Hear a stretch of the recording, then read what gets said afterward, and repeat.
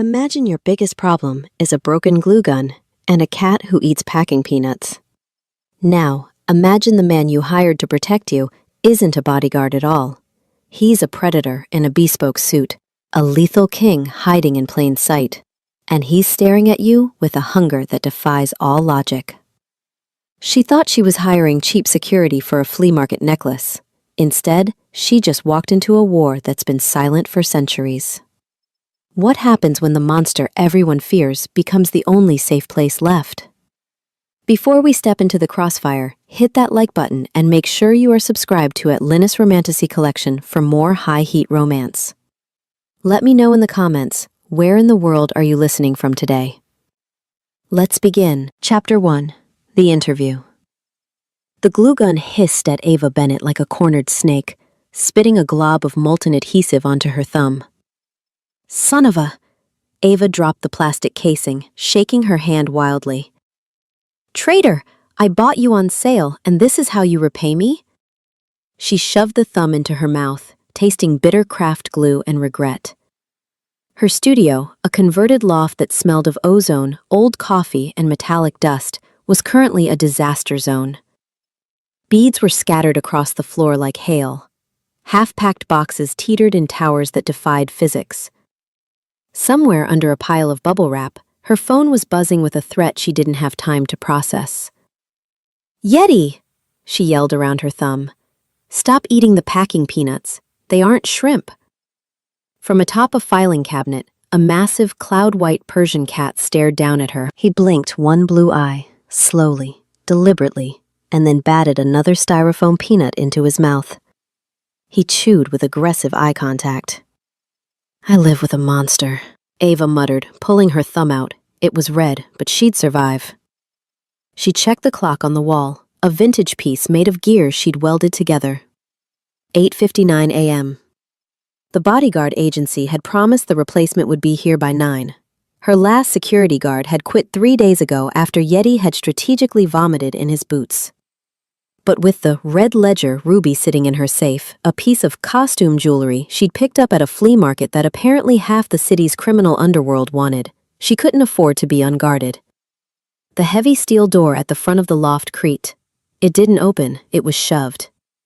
The atmosphere in the room changed instantly. The air, usually smelling of stale espresso, suddenly felt charged, heavy, and tasting of impending thunder. Ava spun around, a box of semi-precious agates in her hands. A man stood in the doorway. He was excessive. That was the only word for him. He was too tall for the doorframe, too broad for the expensive charcoal suit that strained across his shoulders, and far too dangerous for a Tuesday morning. He didn't look like a bodyguard. He looked like the guy the bodyguard called when things went wrong. His hair was dark, styled with a careless precision that screamed money. His face was a map of sharp angles and unyielding lines, with a jaw set so tight a muscle ticked rhythmically beneath the skin. But it was his eyes that made Ava pause. They were gray, stormy, flat, and utterly devoid of warmth. He took a step inside, and the floorboards groaned. He didn't look at her. He looked at the room, scanning the corners, the windows, the exits, with the efficiency of a predator assessing a hunting ground. This was Maximus Hale, the Alpha King, the ruler of the Eastern Seaboard Pack, and he wasn't here to apply for a job. He was here to take the red stone that hummed in the safe, snap the neck of whoever got in his way, and leave before lunch. He spotted Ava. He took another step, his intent violent and clear. You're late, Ava snapped. Maximus froze. I said, you're late, she repeated, hoisting the box of agates higher. The email said 9 sharp. It is now 9:01. If you want to work for me, you need to respect the clock. Time is money, and I have neither. Maximus stared at her. For a terrifying second, he didn't speak. The violence in his gut, which had been coiled tight and ready to strike, suddenly hit a wall. A scent hit him. It wasn't perfume. It was biological. It was the smell of vanilla, solder smoke, and pure, unadulterated chaos. It slammed into his senses, bypassing his logic and wiring itself directly into the primitive wolf part of his brain. Mine, the wolf whispered. Maximus blinked. The sensation was like being hit with a taser. His wolf, usually a raging beast he had to beat into submission mentally, suddenly curled up and purred. No, Maximus thought, absolutely not. She is human. She is small. She is wearing a sweater that is 3 sizes too big and covered in paint. Well, Ava tapped her foot. Are you going to stand there looking scary, or are you going to help me move these? The expo is in an hour. Maximus opened his mouth to issue a command that would make a legion of shifters drop to their knees. I am not.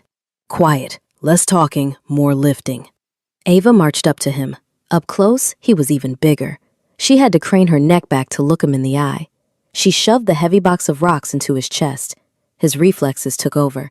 He caught the box before it hit his silk tie. Heavy, right? Ava brushed her hands on her leggings. Put that in the car. It's the yellow one out front. Don't crush it. The suspension is sensitive. Maximus looked down at the box. Then he looked at the woman. He should drop the box. He should demand the ruby. He should growl.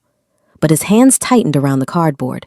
The instinct to serve, to protect, to please the source of that vanilla scent was overwhelming. It was a physical compulsion, stronger than gravity. You hired a bodyguard, Maximus said. His voice was a low rumble, like gravel shifting in a landslide. It wasn't a question. Obviously, and you're him, though I expected someone named Agent Smith. Ava grabbed her purse and a travel mug. What happened to him? Get a flat tire? Something like that, Maximus grunted. He didn't mention that he had bought the agency 10 minutes ago and ordered Agent Smith to take a paid vacation to the Bahamas. What's your name then? You don't look like a Smith. Max, he gritted out. It was the only syllable his brain could supply. Okay, Max, welcome to the team. Don't steal anything, don't hit on me, and don't let anyone kill me. Standard rules. She whistled sharply.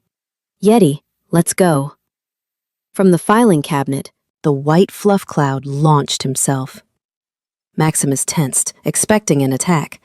He liked cats about as much as he liked silver bullets. They were sneaky, disloyal creatures. Yeti landed with a heavy thump directly in front of Maximus's polished Italian leather shoes. The cat looked up, his squashed nose twitching. He sniffed the cuff of Maximus's trousers. Then, the cat did the unthinkable. He rubbed his face against Maximus's shin, purring like a diesel engine. Ava stopped halfway to the door, her jaw dropping. No way. Maximus looked down at the animal. He is shitting on me. He hates men, Ava whispered, looking at Maximus with new suspicion. He bit my ex-boyfriend in the ankle so hard, he needed stitches. Why does he like you? Maximus knew why. The cat was an animal. It sensed the apex predator in the room and was smart enough to submit. Or maybe the cat just liked the smell of the wolf. I have a calming presence, Maximus lied. The words tasted like ash. Right, you look about as calm as a bomb, Ava snorted. Grab the cat carrier, it's the pink one. She turned and marched out the door. Maximus Hale, Alpha King, owner of half the city's real estate, and the most feared predator on the East Coast, stood alone in the messy loft. He looked at the box of rocks in his hands. He looked at the pink plastic cat carrier. Take the ruby, his logic screamed. It's in the safe behind the painting. He took a step toward the safe. Nausea slammed into him, violent and immediate. His vision blurred, his body physically rejected the idea of stealing from her. The mate bond. It wasn't a fairy tale, it was a cage. He couldn't steal from her, he couldn't hurt her. If he wanted that ruby, she had to give it to him. You coming, Max? Her voice echoed from the hallway. Coming, he growled. He grabbed the pink carrier. Chapter 2. The Yellow Beetle. The car was a joke, a literal wheeled joke. Maximus stared at the vehicle parked at the curb. It was a vintage Volkswagen Beetle, painted the color of a radioactive lemon. It had eyelashes on the headlights. Actual plastic eyelashes. Get in, Ava said, unlocking the driver's side. And be careful with the door handle, it sticks. Maximus looked at his own car parked across the street. A matte black Audi RSQ8 with bulletproof glass and an engine that sounded like a war cry. It was secure. It was dignified. It was safe. "We should take my vehicle," Maximus suggested, gesturing to the beast across the road. Ava glanced at the Audi, then rolled her eyes. "Look at you, Agent Fancy Pants. No, Bumble gets jealous if I drive other cars. Plus, all my inventory is already in the back. Get in." She slid into the driver's seat. Maximus exhaled a breath that fogged the cool morning air. He folded his 6'5" frame and attempted to insert himself into the passenger seat. It was like trying to fit a grizzly bear into a shoebox. His knees hit the dashboard hard. His head brushed the ceiling liner, which was sagging slightly. "Comfortable?" Ava asked, jamming the key into the ignition. "I feel like I am being digested," Maximus replied, his voice flat. The engine coughed, sputtered, and then roared to life with a sound like a lawnmower choking on a rock. Ava patted the dashboard affectionately. "Good girl, Bumble."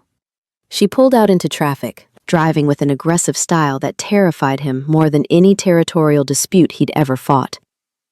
She wove between taxis, cursed at pedestrians, and hummed off-key to the radio. "So," Ava said, swerving around a pothole, "let's go over the resume. The agency said you're highly qualified, which usually means you know karate and have anger issues. Can you shoot?" "Yes." "Can you fight?" "Yes." "Can you do CPR?" "I can stop a heart. I assume starting one is the reverse process." Ava laughed. It was a bright, genuine sound that made the hair on Maximus's arms stand up. "Okay, funny guy. What about the important stuff? Do you do coffee runs?" "I do not," Maximus said stiffly. He had interns for that. He had interns for his interns. "Cat sitting?" "Absolutely not." "Window washing?" Maximus turned his head slowly to look at her. His neck cricked.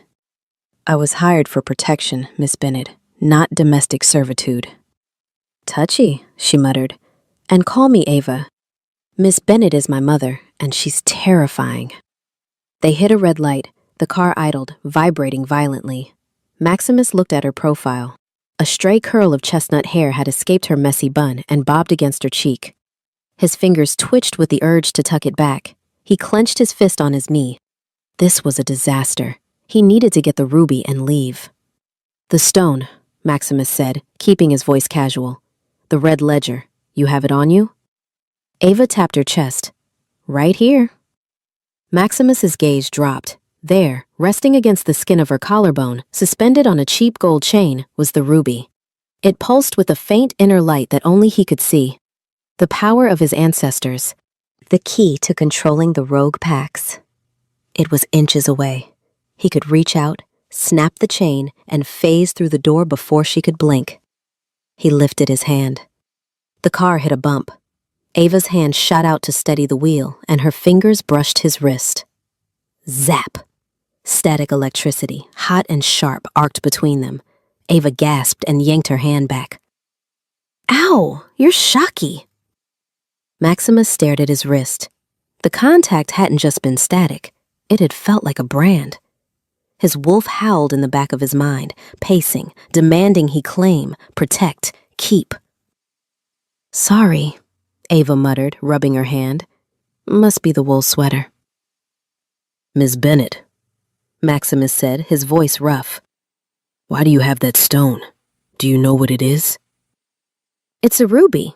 Well, a synthetic one, probably. I got it for $5 at a swap meet in Jersey," she said casually. "But ever since I bought it, weird stuff keeps happening. People breaking into the shop, creepy guys following me. That's why I hired you." She looked at him, her hazel eyes wide and surprisingly vulnerable. "I'm good at a lot of things, Max. I can weld silver, I can talk a landlord out of an eviction, and I can parallel park this death trap. But I don't know how to fight. I'm scared." The confession hung in the tiny rattling car. Maximus felt the last of his resolve crumble. He couldn't take the stone. If he took it, she would be defenseless against the rogues hunting her. The only way to keep the stone safe was to keep her safe. "You do not need to be scared," Maximus said. The command in his voice was absolute. "I will not let anything touch you."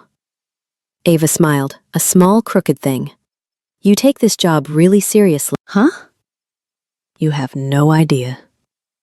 The car sputtered and died in the middle of the intersection. Oh, come on! Ava hit the steering wheel. Bumble, not now! Horns blared behind them. A taxi driver leaned out his window, screaming obscenities. Maximus unbuckled his seatbelt. Stay here.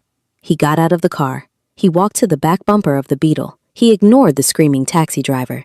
He placed one hand on the trunk of the car. He didn't push. He simply walked forward. The car, despite the parking brake being half engaged, rolled forward effortlessly under his strength, clearing the intersection and coasting to the curb. He got back in. He wasn't even out of breath. Ava stared at him, mouth agape. Did you just push my car uphill? Maximus adjusted his cufflinks. I work out. Chapter 3. The Move-In. Ava's apartment building was a pre-war walk-up that had clearly lost the war. The brick was crumbling, the fire escape looked like a tetanus shot waiting to happen, and the graffiti on the front door was simply the word, "Run," in red spray paint. Maximus stood on the sidewalk holding the cat carrier. He looked at the building, then at Ava. No, he said. Ava blinked, fumbling with her keys. What do you mean, no? This is where I live. Rent control is a beautiful thing, Max. This structure is compromised, Maximus stated. He pointed to a window on the second floor. That latch is broken. The fire escape is a direct access point for hostiles, and I can smell mold from here. Well, unless you have a portable fortress in your pocket, this is it, Ava said, sounding defensive. Look, I know it's not the Ritz, but pack a bag, Maximus interrupted. Excuse me? You're not staying here. It is indefensible. If the people hunting you are as dangerous as you say, staying here is suicide. He checked his watch. You have 10 minutes. Grab the essentials. And the cat food. Ava crossed her arms. I am not going anywhere with a stranger. I hired a bodyguard, not a kidnapper. Maximus stepped closer. He invaded her personal space, using his height to box her in against the door. It was an intimidation tactic he used in boardrooms to make billionaires weep. Ava, he said, his voice dropping an octave. Someone broke into your shop this morning. Do you think they don't know where you sleep? If I leave you here, you will not wake up tomorrow. Ava swallowed hard. She looked at his eyes. They were hard, unrelenting, but honest. Where would we go? She whispered. I have a safe house. Maximus lied smoothly. It was actually his primary residence, a penthouse overlooking Central Park, but she didn't need to know that. It is secure. Ava hesitated, then sighed. Fine, but if you murder me, my ghost is gonna haunt you so hard. I'm talking poltergeist-level annoying. 30 minutes later, the yellow Beetle was abandoned, safely parked, and Ava was sitting in the passenger seat of the Audi RSQ8. The silence in the car was heavy.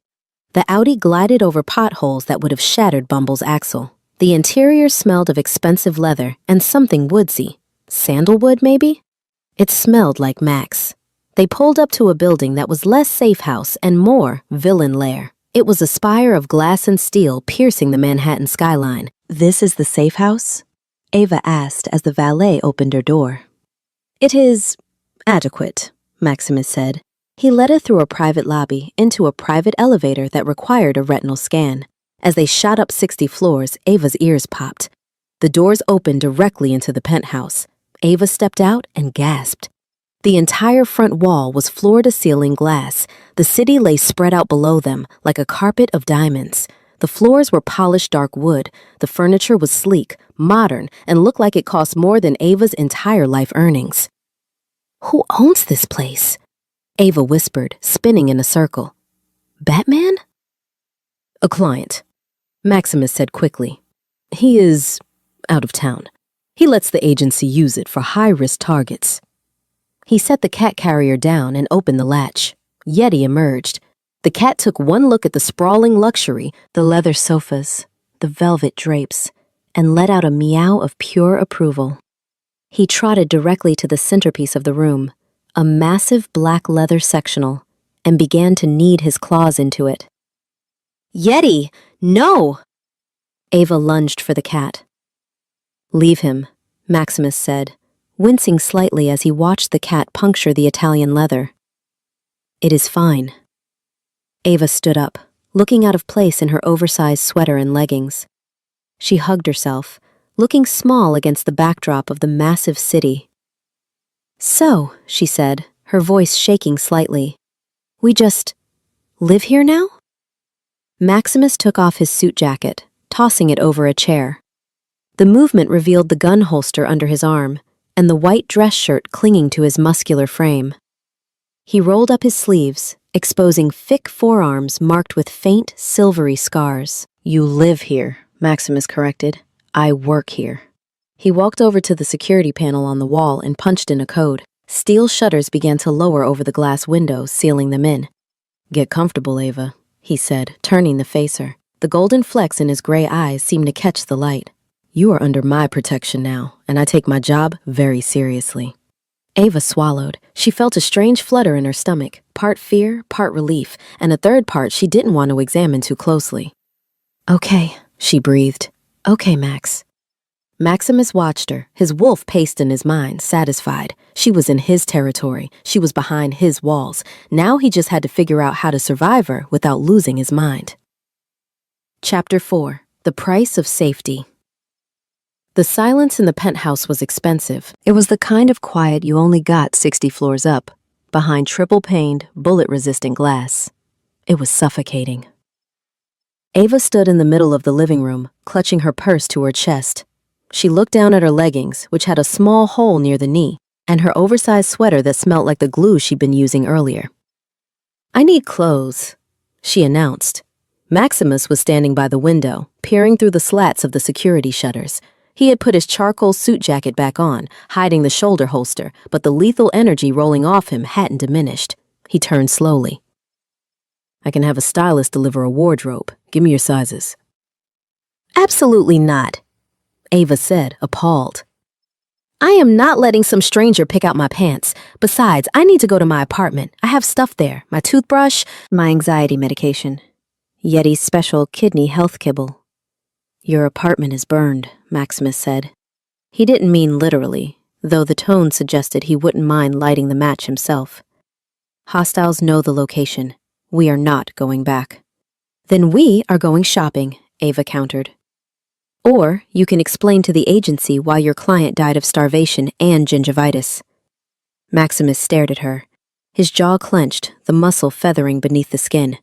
He looked at his watch, then at the perimeter monitors, then back at her. He seemed to be calculating the odds of a sniper attack versus the odds of Ava driving him insane if they stayed indoors. Fine, he gritted out. But we take my car, and you do not wander off. You stay within arm's reach. If I tell you to move, you move. If I tell you to duck, you hit the floor. Understood? Aye, aye, Captain Tight Pants, Ava muttered. Maximus narrowed his eyes, but he grabbed his keys. The garage beneath the building was a fortress of concrete and fluorescent light. The Audi RSQ8 sat in its designated spot like a sleeping panther, matte gray, low to the ground, and radiating menace. Ava whistled as she approached it. Okay, I admit it. Bumble is cute, but this is a villain car. Do you have a button that releases an oil slick? Get in, Maximus said, opening the passenger door. The interior smelled of rich leather and absolute cleanliness. There were no empty coffee cups, no gum wrappers, not even a speck of dust. It was sterile. Ava sat down, feeling like a chaotic smudge on a perfect canvas. Maximus slid into the driver's seat. The engine purred to life, a deep, throaty rumble that vibrated in Ava's chest. He pulled out of the garage with the precision of a surgeon, merging into the chaotic mid-morning traffic without hesitation. Where are we going? Maximus asked. There's a pharmacy and a department store on 5th, Ava said. I need the basics. 5th is acceptable, high security visibility, Maximus noted. The drive was tense. Ava kept glancing at him. He drove with one hand on the wheel, his grip relaxed but ready. His eyes constantly scanned the mirrors. Every time a car got too close, his shoulders tensed. You really think someone is going to attack us in broad daylight? Ava asked, breaking the silence. For a fake ruby? It is not fake, Maximus said quietly. It cost $5, Max. Value is subjective. He glanced at her neck, where the chain disappeared beneath her sweater. The craving to touch it, to touch her, hit him like a wave of nausea. He gripped the steering wheel tighter. Keep it hidden. They parked in a private garage and took the elevator up to the street level. The air outside was crisp, filled with the noise of the city. Ava took a deep breath, happy to be out of the sterile penthouse. Maximus was instantly at her side. He didn't walk next to her. He orbited her.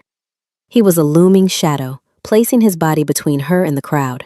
When a businessman on a cell phone walked too close, Maximus stepped in his path, forcing the man to swerve. The man looked up, ready to yell, saw Maximus's face, and immediately looked at his shoes, muttering an apology. "You're scaring the locals," Ava whispered, nudging his arm. "Good," Maximus replied. They entered the department store. Ava headed for the essentials section. She grabbed a toothbrush, face wash, and a pack of socks. She moved to the clothing rack, pulling out a pair of jeans. "Too thin," Maximus critiqued, looming over her shoulder. "Denim offers 0 ballistic protection." "I'm not planning on getting shot, Max. I'm planning on looking cute." "Dead is not cute." Ava rolled her eyes and grabbed the jeans anyway. "I'm hungry. Let's grab a pretzel from the cart outside and head back." "You're making me nervous with all the hovering." They exited the store. The sidewalk was crowded. Maximus scanned the rooftops, his senses dialed to 11. He could smell everything: exhaust, cheap perfume, frying dough, and sulfur. The scent of a shifter, a rogue. Maximus stopped, his hand shooting out to grab Ava's arm. "Ava, wait." "What? The pretzel cart is right." A man in a hooded sweatshirt slammed into Ava. It wasn't an accident. He moved with unnatural speed, his hand darting not for her purse, but for her throat. He grabbed the gold chain. "Give it to me," the man hissed. His voice was guttural, distorted. Ava screamed, stumbling back. The chain dug into her neck. Maximus didn't think. He moved. He covered the distance in the blur that the security cameras would only register as a glitch. He grabbed the attacker's wrist. There was a sickening crack as Maximus applied a fraction of his alpha strength. The attacker howled, a sound that was too deep, too animalistic for a human, and dropped the chain. Maximus didn't stop. He spun the man around, slamming him face first into the brick wall of the department store. Dust rained down. "Who sent you?" Maximus roared. His voice wasn't human. It was the command, the alpha voice. The attacker whimpered, his knees buckling under the pressure of the command. The Packless. He wants the stone." Maximus leaned in, his face inches from the attacker's ear. "Tell him," Maximus whispered, "that if he touches her again, I will mount his head on a spike." He shoved the man away. The attacker scrambled up, clutching his broken wrist, and vanished into the crowd with terrified speed. Maximus turned to Ava. She was pressed against the glass display of the store, clutching her throat. Her eyes were wide, fixed on his face. "Max," she whispered. Maximus realized his mistake instantly. He could feel the heat in his eyes, the gold. He blinked rapidly, forcing the wolf back, forcing the gray to return. He adjusted his cuffs, his breathing heavy. "Are you injured?" he demanded, his voice rough. "Your eyes," Ava stammered. They were yellow." "Refraction," Maximus lied. He grabbed her arm, gentle but firm. "From the sun. We are leaving. Now." Chapter 5. The Alley. The drive back was silent. Ava sat with her knees pulled to her chest, rubbing the red mark on her neck where the chain had dug in. She kept looking at Maximus sideways. He wasn't normal. She knew bodyguards were tough, but the way he had moved, it was like watching a hydraulic press crush a soda can. And the sound the attacker had made. And the eyes. Maximus was gripping the steering wheel so hard the leather creaked. He was furious. Furious at the rogues for daring to touch her. Furious at himself for almost shifting in public. They pulled into the penthouse garage. The valet, a nervous teenager named Kevin, took the keys. giving Maximus a wide berth. They took the elevator up. The silence was thick enough to chew on. "Max," Ava started as the doors slid open. "Back there, that guy. He said the Packless. What does that mean?" "It's a gang term," Maximus said shortly. "Criminal slang. Ignore it." He unlocked the penthouse door. Chaos ensued. Maximus had opened the door first to clear the room. It was standard protocol, but he had forgotten the one variable he couldn't control: Yeti. The massive white cat had been waiting by the door, presumably plotting murder. As soon as the gap appeared, Yeti shot out between Maximus's legs like a fuzzy white torpedo. "Yeti, no!" Ava screamed. The cat didn't stop. He sprinted down the hallway toward the fire exit, which, cursed be the cleaning crew, had been propped open with a doorstop. "Get back here, you walking carpet!" Ava yelled, dropping her shopping bags. She took off running. "Ava, stop!" Maximus roared. She didn't listen. She sprinted past the elevators, through the fire door and into the stairwell. Yeti was already 3 flights down, his claws clicking on the concrete. "I am going to kill that cat," Maximus growled. He abandoned the secure perimeter and sprinted after her. They chased the cat down 10 flights of stairs. Yeti, fueled by defiance and lack of exercise, finally bolted out a service exit that spilled into the back alley behind the building. The alley was narrow, shadowed by the towering skyscrapers on either side. It smelled of wet cardboard and trash. Ava burst out the door, her chest heaving.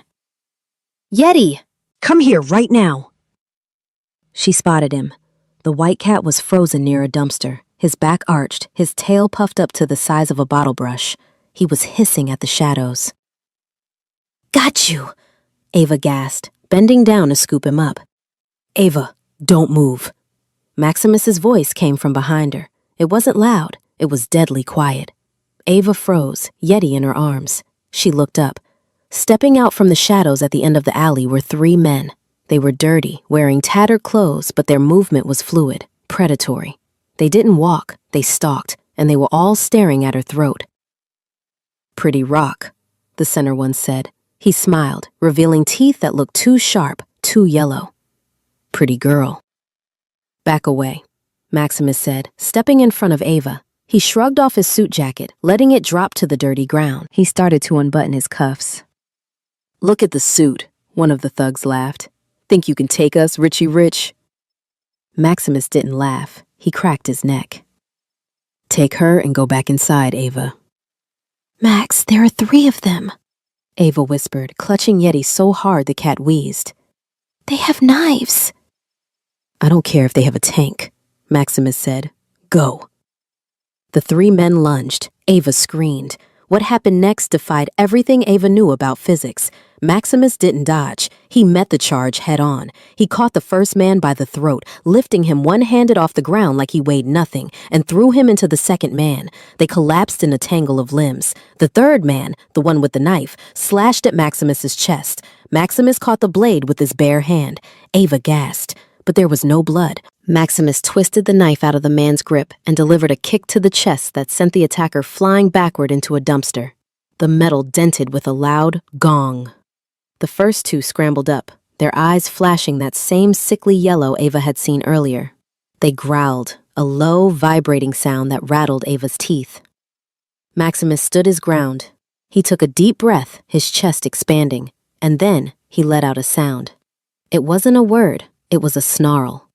A deep, resonant, subsonic vibration that hit Ava in the chest like a bass drum. "Submit." The air in the alley seemed to warp. The 3 attackers froze. They whimpered, clutching their heads, terrified by the power rolling off the man in the white shirt. "Scram," Maximus said. One word, flat, final. The 3 men turned and ran, tripping over each other to get away from him. Maximus stood there for a moment, his chest heaving, his back to Ava. He looked at his hand, checking for damage. Ava stood paralyzed, hugging the cat. "Max?" she squeaked. Maximus turned around. His shirt was torn at the shoulder. His hair was messy. He looked wild, terrifying, beautiful. "I told you," he said, his voice rough, "to stay inside." Chapter 6. The Aftermath.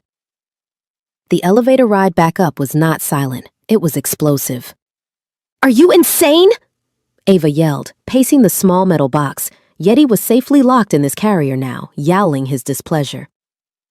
"You caught a knife with your hand! Who does that? Are you a cyborg? Are you Captain America?" Maximus stood in the corner, leaning against the rail, watching her. The adrenaline was still coursing through his veins. His wolf was pacing, agitated, wanting to check her for bites, for scratches, for fear.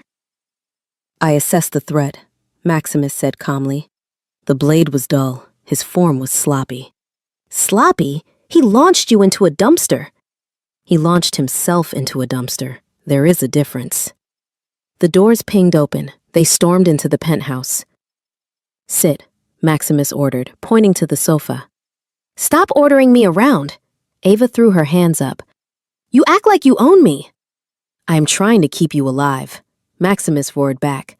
The volume of his voice shook the glass walls. Ava froze. Maximus stepped closer, closing the distance between them. The air crackled with that strange static electricity again, stronger than before. "Do you have any idea," Maximus said, his voice dropping to a harsh whisper, "what those men would have done to you? They are animals, Ava. They don't want the stone. They want to tear apart anything that stands in their way." He reached out, his large hands hovering over her shoulders. "Did they touch you? Anywhere?" "No," Ava whispered. She was trembling, but not from fear. Not anymore. Maximus was too close. She could smell him, that woodsy rainstorm scent that made her head spin. She looked up at him. His gray eyes were dark, the pupils blown wide. "Let me see," he murmured. His hands landed on her arms. He ran his palms down her elbows to her wrists, checking for injuries. His touch was hot, searing through the wool of her sweater. "I'm fine, Max," she breathed. "You ran," he accused, but his thumbs were tracing the pulse point on her wrist. "You ran into a dead end." "I was saving my cat." "The cat," Maximus growled, glancing at the carrier where Yeti was now grooming himself, "is a menace. He's family." Maximus looked back at her. His gaze dropped to her lips. The air left the room. Ava's heart hammered against her ribs. She should pull away. She should fire him. He was dangerous. He was violent. He was clearly hiding something massive. But she didn't want to move. She wanted to lean in. Maximus lowered his head slowly. The restraint was snapping, thread by thread. He wanted to taste her. He needed to know if she tasted as chaotic and sweet as she smelled. "Ava." He groaned. He leaned in. Ava tilted her head back, her eyes fluttering shut. Crash! They both jumped back as if scalded. On the other side of the room, a Ming vase lay in shattered pieces on the floor. Yeti sat on the mantelpiece, looking down at the wreckage with a bored expression.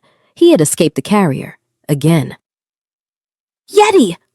Ava shrieked, the romantic tension popping like a soap bubble. Maximus stared at the cat.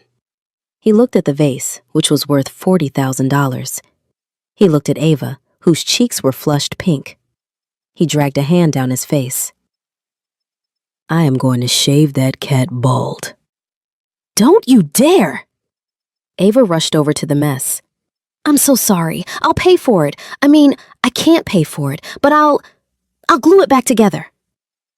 Maximus watched her scrambling on the floor, picking up shards of porcelain. The moment was gone. The wolf retreated, sulking. "Leave it," Maximus said, his voice exhausted. "Housekeeping will get it." He turned and walked toward the hallway. "I need a drink and a shower. Lock your door, Ava. And lock the cat up. If I see him before sunrise, he becomes a pair of mittens."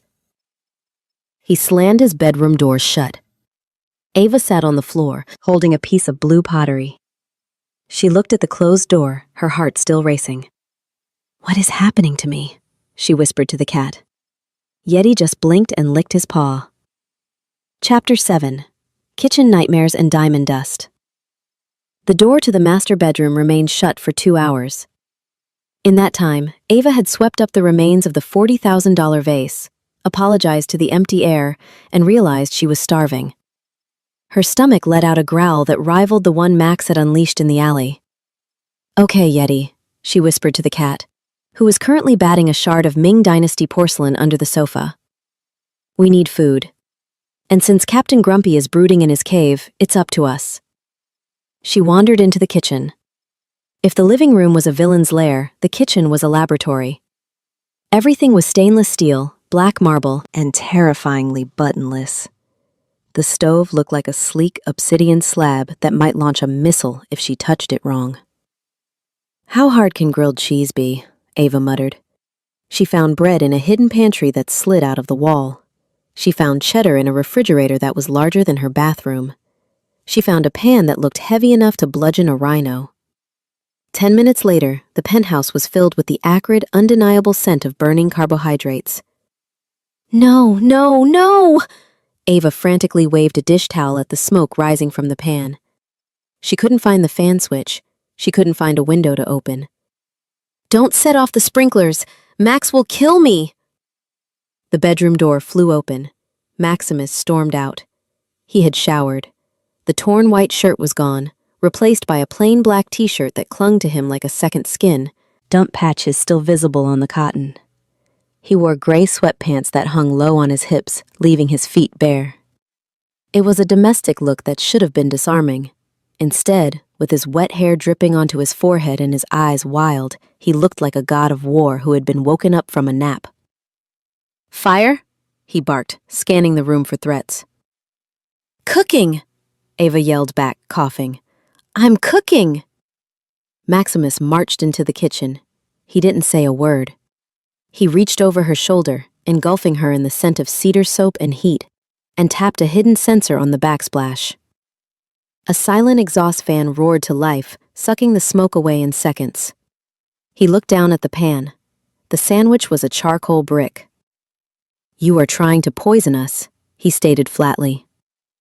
"I was trying to make lunch," Ava defended, crossing her arms over her chest. She winced slightly as the movement pulled the skin on her neck where the chain had cut her. Maximus's eyes snapped to the red bruise on her throat. His expression darkened, the irritation vanishing, replaced by a cold, simmering intensity. He reached out, his fingers hovering inches from her skin. "Does it hurt?" he asked, his voice low. "It's fine," Ava lied. "Just a scratch. The sandwich is the real casualty here." Maximus stared at her for a beat too long, his nostrils flaring slightly. Then he turned to the trash can, dumped the pan's contents, and tossed the pan into the sink with a clang. "Sit down," he ordered, "before you burn the building down." Ava sat at the island counter. "I assume you can do better?" Maximus ignored her. He moved through the kitchen with an efficiency that was mesmerizing. He pulled out eggs, vegetables, and spices Ava hadn't even seen. He chopped an onion so fast his hand was a blur. It was rhythmic, precise, and terrifyingly competent. "Where did you learn to cook?" Ava asked, resting her chin on her hand. "Bodyguard school?" "Survival training," Max grunted, flipping an omelet. "If you can't feed yourself, you die, and I like to eat well." He slid a plate in front of her, a perfect fluffy omelet with spinach and feta, flanked by toast that was actually golden brown. Ava took a bite. She groaned. "Okay, you're hired, forever. This is better than sex." Maximus froze, the spatula in his hand stilling. He looked at her, his eyes darkening to the color of wet slate. "You have low standards. Or you're just a really good cook," Ava mumbled, shoving another forkful into her mouth to shut herself up. They ate in silence, but it wasn't the heavy, suffocating silence from the car. It was easier. Yeti jumped up onto the counter, defying all health codes. He walked right past Ava and sat directly in front of Max, staring at his plate. "No," Max said to the cat. Yeti extended one paw and touched Max's hand. Max sighed. He cut a small piece of omelet, cooled, and offered it. Yeti ate it delicately, then curled up next to Max's plate and immediately fell asleep, his head resting on Max's forearm. Ava watched, fascinated. "He really likes you. He usually hisses at anyone with testosterone." He knows I'm the alpha, Max muttered, then cleared his throat. The dominant personality in the room. Sure, Ava smirked. She pulled her sketchbook out of her bag. Since we're stuck here, I need to work. I have a commission due next week. Maximus didn't push her away. He finished his meal with his left hand, leaving his right arm pinned under the sleeping cat. He watched as she sketched, quick, charcoal strokes forming the shape of a necklace. The structure is weak, he said suddenly. Ava looked up. Excuse me? He pointed a fork at the paper. The clasp. You have it bearing the weight of the central setting. If the wearer moves too fast, the torque will snap the chain. You need a reinforced bezel here. He tapped the spot. Ava blinked. She looked at the sketch. He was right. How do you know that? She asked. Do you moonlight at Tiffany's? I know stress points, Max said simply. Whether it's a bridge, a bone, or a necklace, physics is universal. Ava looked at him, really looked at him. The scars on his arms, the lethal grace, the way he tolerated her cat, and the fact that he just fixed her jewelry design while eating an omelet. Who are you, Max? She whispered. Maximus looked at her. For a second, he looked like he wanted to tell her, to drop the mask. I'm the guy who keeps you alive, he said. Finish your eggs. Chapter 8. The Invitation. The piece lasted exactly 24 hours. By Wednesday evening, the penthouse felt less like a sanctuary and more like a cage. Ava had paced the length of the living room 40 times. She had reorganized Max's bookshelf, by color, which he hated. She had tried to teach Yeti to fetch. He refused. Then, her phone pinged. Ava checked the screen and gasped. Yes, finally! Maximus was in the corner, doing one-arm push-ups that looked effortless. He paused mid-rep, his muscles bunching under his t-shirt. Threat? Opportunity. Ava waved the phone. The Metropolitan Charity Gala. I've been on the wait list for a ticket for months. They just had a cancellation. I'm in. Maximus stood up in one fluid motion. He didn't even look winded. No. Excuse me? No, he repeated, wiping his hands on a towel. You are not going to a gala. It's a security nightmare. Open floor plan, multiple entry points, hundreds of unvetted guests. It's a buffet for assassins. It's a black tie event, Max, not a war zone. Ava argued, following him as he walked to the kitchen for water. This is the biggest networking event of the year. If I wear the red ledger there, everyone will see it. Buyers, investors. My career needs this. Your career needs you to be breathing. Max slammed the water glass down. The Packless attacked you in broad daylight yesterday. Do you think they won't try again in a crowded ballroom? A crowd is the perfect cover. A bumped shoulder, a needle in the arm, and you're gone before you hit the floor. I have a bodyguard. Ava poked him in the chest. It was like poking a steel door. I have you, unless you're saying you can't handle it. Maximus looked down at her finger on his chest. His eyes flashed, just a flicker of gold. I can handle anything, but I cannot protect you if you serve yourself up on a silver platter. Then I guess I'm fired, Ava bluffed. She crossed her arms. Because I'm going, with or without you. I'll take an Uber. I'll take Yeti. He has sharp claws. Maximus pinched the bridge of his nose. He let out a long, ragged exhale. The problem was, she meant it. He could smell the stubbornness on her. It smelled like ozone and burnt sugar. If he locked her in, she'd try to climb down the balcony. Fine, he growled. Fine? Ava blinked, surprised her bluff worked. We go, but on my terms. Max turned to face her, leaning back against the counter. First, we take my car. Second, you wear a tracker. Third, I am not just your bodyguard tonight. What are you then? My caterer? Your date, Max said. Ava's mouth opened, then closed. My date? A bodyguard stands against the wall. A bodyguard is obvious. If I am your date, I can stay by your side every second without raising suspicion. I can hold your arm. I can dance with you. I can put myself between you and anyone who looks at you wrong. He took a step closer.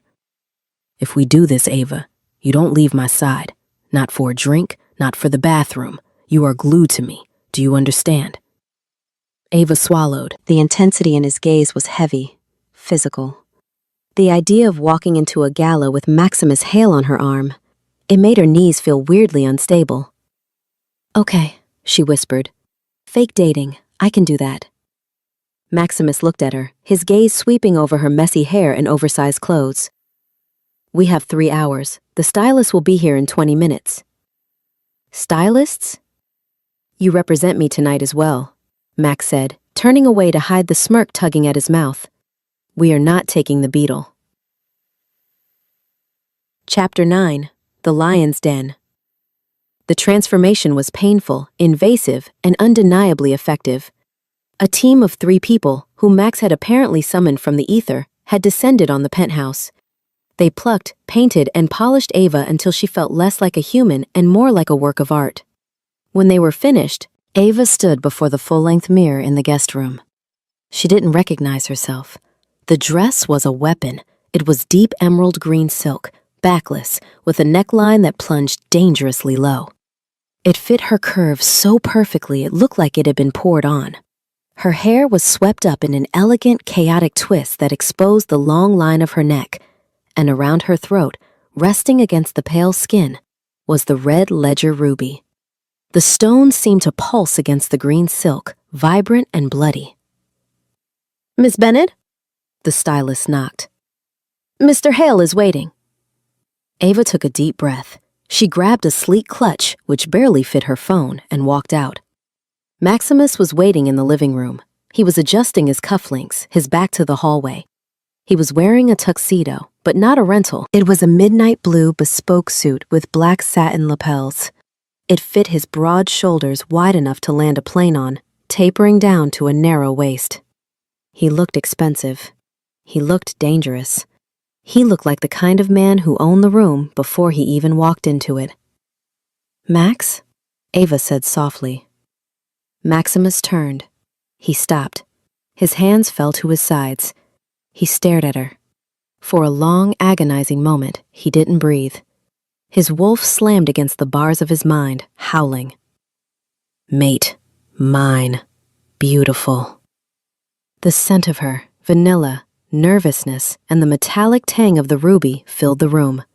She looked regal. She looked like a queen. His queen. "Is it too much?" Ava asked, fidgeting with the slit in the dress. "I feel like I'm going to flash someone if I take a big step." Maximus walked toward her. He moved slowly, like he was approaching a wild animal. He stopped inches away. "You look..." His voice was rough, gravel grinding on glass. He cleared his throat. "Adequate." Ava laughed, the tension breaking. "Adequate? I'm wearing a dress that costs more than my college tuition, and I get adequate?" "If I tell you the truth," Maximus said, his gray eyes locking onto hers, "we will never make it to the car." Ava's breath hitched. The heat in his gaze was unmistakable. It wasn't the look of a bodyguard. It was the look of a man who was starving. "Let's go," he said abruptly, offering his arm. "The car is waiting." The drive to the Metropolitan Museum was a blur of city lights and nerves. The Audi RS Q8 glided through the streets like a shark in dark water. When they pulled up to the red carpet, the flash bulbs were blinding. "Stay close," Maximus murmured as the valet opened the door. Ava stepped out. The noise of the crowd was a physical wall. Ava, look here. Who are you wearing?" She felt a large, warm hand settle on the small of her back. It was heavy, possessive, and incredibly grounding. Maximus stepped out behind her, buttoning his jacket. The crowd went silent for a split second. The sheer size of him, the aura of absolute command he projected, stunned them. Then the whispers started. "Who is that? Is that a bodyguard? Look at the way he's holding her." Maximus guided her forward. He didn't smile for the cameras. He scanned the crowd, his eyes moving constantly. Every time a photographer got too close, Maximus shifted his body, placing himself as a barrier. He wasn't just escorting her. He was shielding her from the world. They reached the top of the stairs and entered the great hall. The gala was in full swing. Chandeliers the size of small cars hung from the ceiling. A string quartet played something that sounded expensive. Champagne flowed like water. Ava took a breath, clutching her purse. "Okay, we're in. Now we just mingle." "We do not mingle." Maximus murmured in her ear. We patrol, we assess, and we drink nothing that I haven't poured myself. He pulled her closer, his hand sliding from her back to link with hers, his fingers interlaced with hers, swallowing her hand completely. It was an intimate gesture, one that screamed she is mine to anyone watching.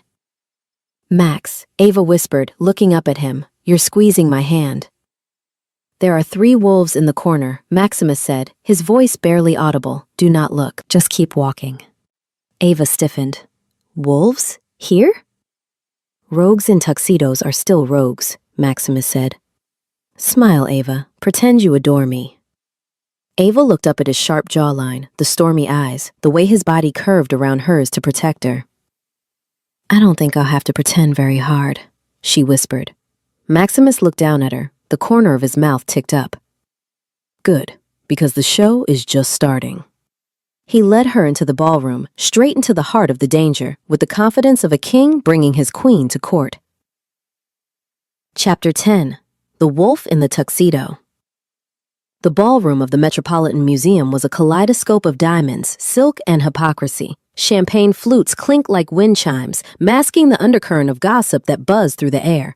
Ava Bennett felt exposed. The emerald dress, while stunning, felt like it was made of tissue paper against the weight of the stare she was receiving. But it wasn't the dress people were looking at. It was the man attached to her hand. Maximus Hale moved through the crowd like a shark parting a school of tropical fish. He was silent, his grip on her fingers unyielding. His midnight blue tuxedo absorbed the light, making him look less like a guest and more like a tear in the fabric of the room. He didn't look at the art. He looked at the exits, the waiters, the shadows. Max, Ava whispered, leaning into his solid warmth. You're doing it again. Doing what? His voice was a low rumble near her ear, sending a shiver down her spine that had nothing to do with the air conditioning. Scanning the room like you're planning a tactical airstrike. Relax. Have a crab puff. I do not eat food I haven't seen prepared, Max replied, steering her away from a waiter with a tray of hors d'oeuvres. And I am not scanning. I am admiring the architecture. You're staring at the ventilation duct. It is a structural weakness. Ava stifled a laugh, but it died in her throat when the crowd in front of them parted. A man stepped forward. He was handsome in a way that set Ava's teeth on edge, too polished, too smooth. He had sandy blonde hair slicked back and a smile that didn't reach his eyes. His tuxedo was white, a stark contrast to Max's darkness. Mr. Hale, the man said. His voice was like oiled velvet. I didn't know you frequented the arts. Maximus stopped. His entire body turned to stone. The temperature within a 5-foot radius seemed to drop 10 degrees. Damon, Max said. The name sounded like a curse. And who is this? Damon's gaze slid to Ava. It felt slimy, like a physical touch. He lingered on her face, then dropped lower. His eyes locked onto the red ledger ruby resting against her skin. For a split second, Ava saw Damon flinch. His hand, which had been reaching toward her, jerked back as if he'd felt heat coming off the stone. Ava, Damon said, recovering his composure, but keeping a careful distance from her chest. A pleasure. That is a remarkable stone. It radiates quite the energy. Is it a family heirloom?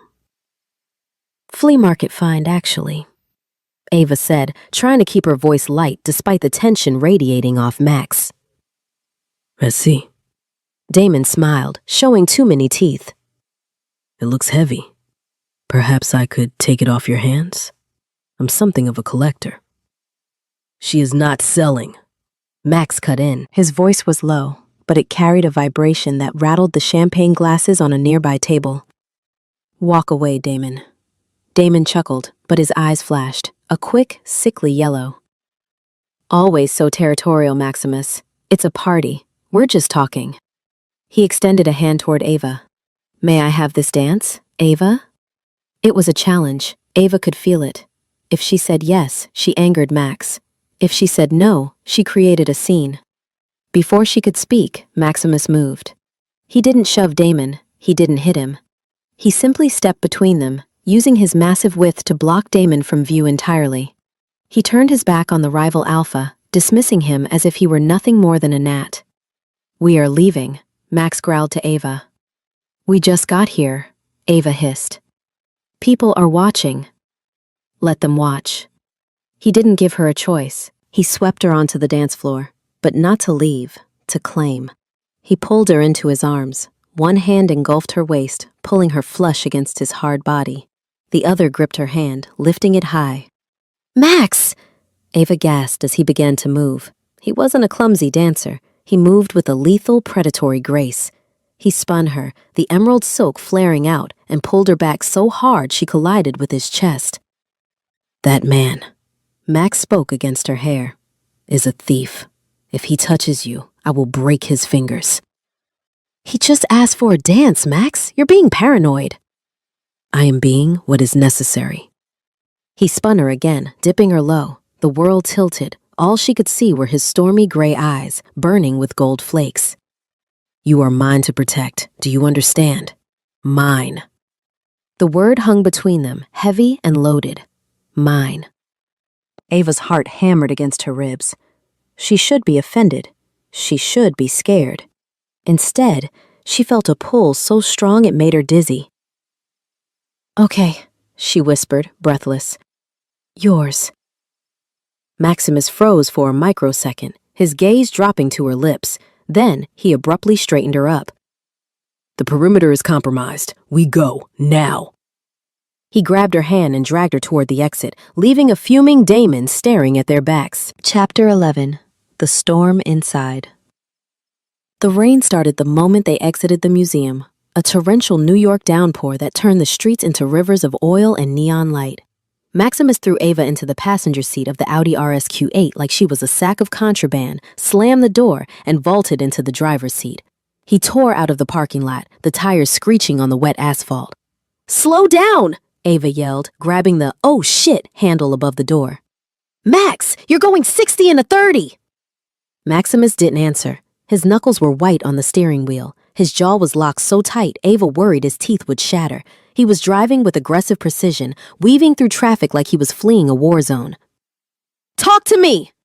Ava shouted, her own temper flaring. The adrenaline from the gala was crashing into fear. What is wrong with you? You embarrassed me back there. You acted like a caveman. I acted like a bodyguard. Max roared back. The sound filled the car, deafening in the enclosed space. No, you acted like a jealous ex-boyfriend. Ava unbuckled her seatbelt and turned in her seat to face him. Who was that guy? Why are you so terrified of a guy in a white tux?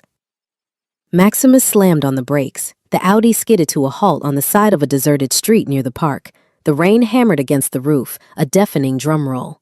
Maximus unbuckled his belt and turned to her. His eyes were wild. Terrified? You think I am terrified? He laughed, a dark, humorless sound. I am not afraid of him, Ava. I am afraid of what I will do to him if he comes near you again. He didn't want the stone. He wanted you.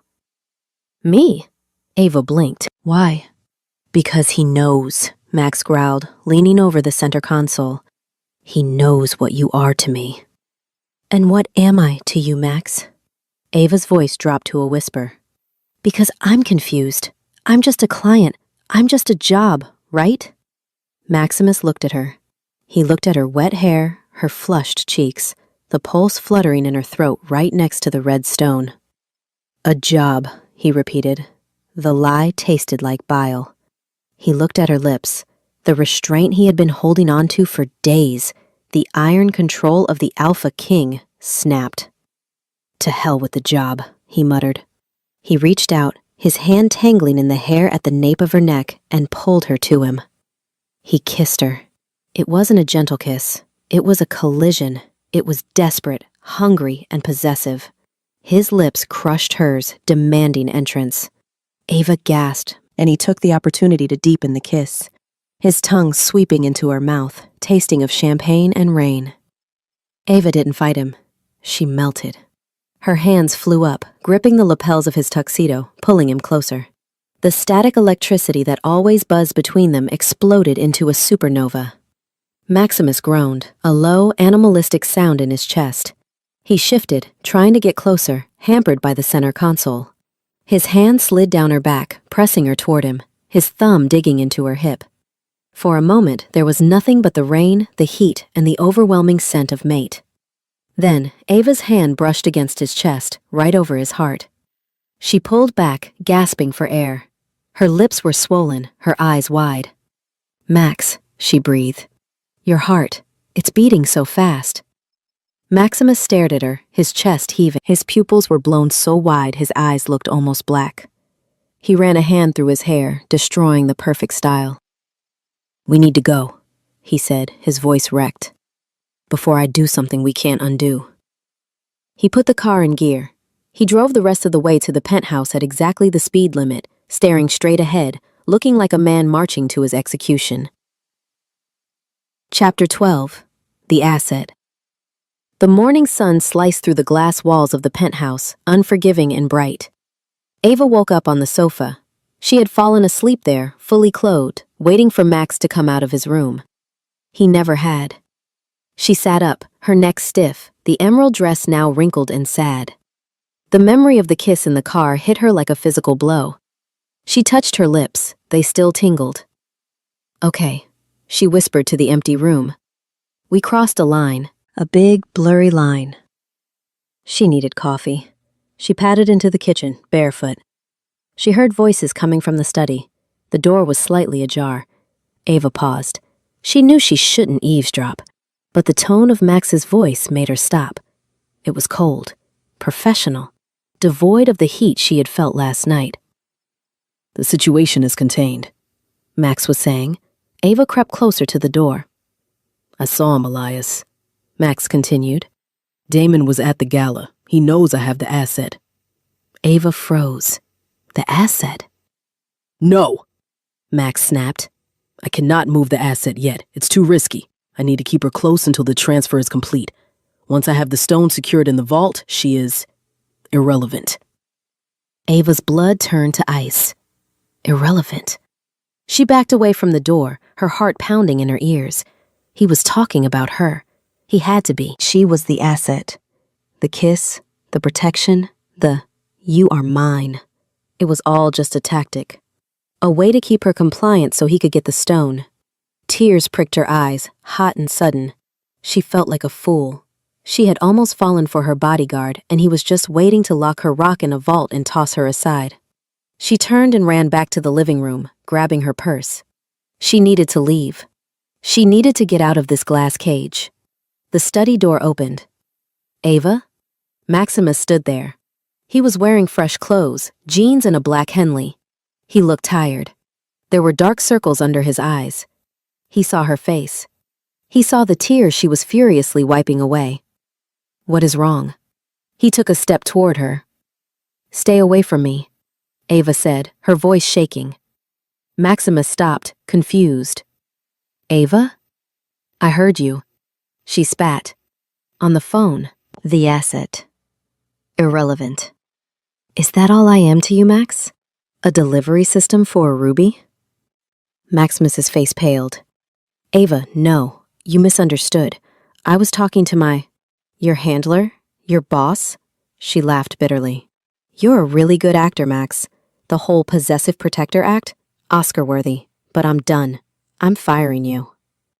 "You cannot fire me," Max said, his voice hardening. "It is not safe." "I don't care," Ava yelled.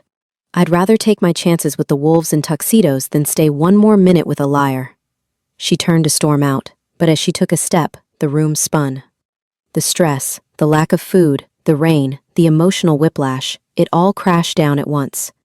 Gray spots danced in her vision. Her knees turned to water. "Ava!" She heard Max's voice, sounded like it was underwater. She felt the floor rush up to meet her. She didn't hit it. Strong arms caught her before she touched the ground. "Ava!" Max shouted, panic cracking his voice. She looked up at him through blurry eyes. He looked terrified. "You're fired," she mumbled. Then the world went black. Chapter 13. The Sick Day. Ava woke up drowning in heat. She was buried under something heavy. She tried to kick it off, but her limbs felt like lead. "Easy," a voice soothed. She blinked one eye open. She was in a bed. A massive bed with sheets that felt like silk clouds. Maximus was sitting on the edge of the mattress. He looked wrecked. His hair was standing up in tufts where he'd run his hands through it. He was holding a wet washcloth. "You have a fever," Max said, his voice surprisingly gentle. 102 degrees. I Googled it. It says you are not dying, but you look terrible. Ava tried to glare at him, but it came out as a weak grimace. Thanks. Drink. He held a glass of water to her lips. She took a sip, her throat dry as sandpaper. Where am I? She rasped. My room, Max said. The sofa is not suitable for recovery. Ava looked around. The room was Spartan. Dark wood, gray walls, no personal items anywhere. It was lonely. I'm still mad at you, she whispered, closing her eyes. I know, Max said. He placed the cool cloth on her forehead. Rest now. Be mad later. Ava drifted in and out of sleep for hours. Every time she woke, Max was there. He was constantly checking her temperature, adjusting the blankets, forcing her to drink water. At one point, she woke up shivering violently. Cold, she chattered. So cold. The mattress dipped. Max lay down next to her, on top of the covers. He didn't touch her inappropriately. He simply curled his massive body around her trembling form, acting as a human furnace. The heat radiating off him was unnatural. It was like sleeping next to a radiator. Ava instinctively snuggled backward into him. You run hot, she murmured. High metabolism, Max whispered into her hair. She fell asleep to the sound of his steady, slow heartbeat. When she woke up again, the shivering had stopped. She felt weak but clear-headed. She turned her head. Max was gone. But someone else was there. Yeti was sitting on her chest, staring at her. Hi, buddy, Ava croaked. Yeti meowed. He stood up, turned around, and batted something toward her face. It was a dead mouse. A very real, very dead mouse. Ava shrieked. The bedroom door burst open. Max flew in, a handgun in his hand. What? Who is here? He shouted, aiming the gun at the corners of the room. The cat! Ava pointed at the mouse on her pillow. He brought me a corpse! Maximus lowered the gun, exhaling a breath that puffed his cheeks out. He looked at the mouse. He looked at Yeti, who looked incredibly proud of himself. It is a gift, Max said, holstering the weapon. He thinks you are a weak hunter because you got sick. He is providing for the pack. That is disgusting, Ava said, but she was smiling. Max walked over and picked up the mouse by the tail with 2 fingers. I will dispose of the offering. Do not offend him. He walked to the trash can. I made soup, he announced. It is chicken. It does not contain rodents. He returned with a steaming bowl. He sat on the bed and dipped a spoon in. I can feed myself, Max, Ava said, sitting up. Your hands are shaking, he noted. Open. He fed her. It was intimate, quiet, and confusing. This was the man who had snapped necks in an alley. The man who had called her an asset. But he was blowing on her soup so she wouldn't burn her tongue. Why? Ava asked softly after a few bites. Why are you taking care of me, if I'm just a job? Maximus set the bowl down. He looked at her, his gray eyes guarded. Because, he said, even an asset needs maintenance. It was the wrong thing to say. Ava flinched. Maximus sighed. That was a joke, a bad one. Ava, I cannot explain everything, not yet. But you are not irrelevant. You are the most relevant thing in my life right now. It wasn't an apology, but it was close. Chapter 14. The nightmare night had fallen. The penthouse was shrouded in shadows. Ava was feeling better. The fever had broken. She was lying in Max's bed, watching him sleep in the armchair in the corner. He had refused to leave the room. He sat guard, gun on the table, until exhaustion had finally claimed him. He looked younger when he slept, the harsh lines of his face smoothed out. Suddenly, Max twitched. A low growl emanated from his throat. It wasn't a snore. It was a threat. His hands gripped the armrests of the chair, his knuckles turning white. His head thrashed to the side. No, he muttered. Leave them. No. He was having a nightmare. Ava sat up. Max? He didn't wake. The growling got louder. His legs kicked out. He was fighting an invisible enemy. Blood, he gasped. Too much blood.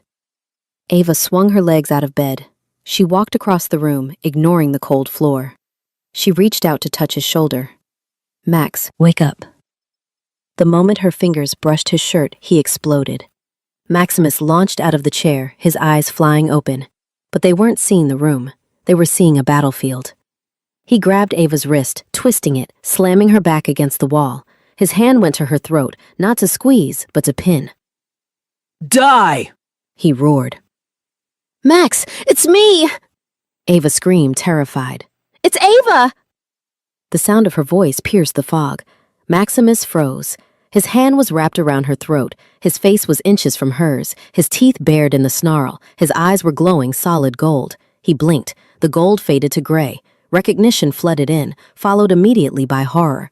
He snatched his hand back as if he had been burned. He stumbled away from her, crashing into the dresser. Ava. He gasped. I didn't. He looked at his hands, shaking. Did I hurt you? Ava rubbed her wrist. It would bruise. But she wasn't looking at her arm. She was looking at him. He looked broken. It was a dream, Max, she said softly. Just a dream. It wasn't a dream. He whispered, turning his back to her. It was a memory. The War of the Ashes. I killed. So many.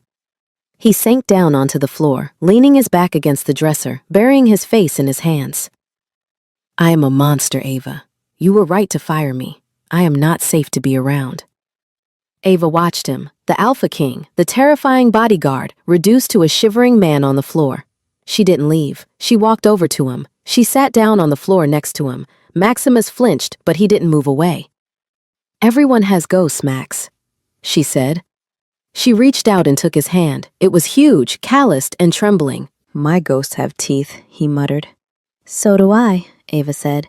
And so does my cat. Maximus let out a shaky, wet laugh. He turned his hand over, interlacing his fingers with hers.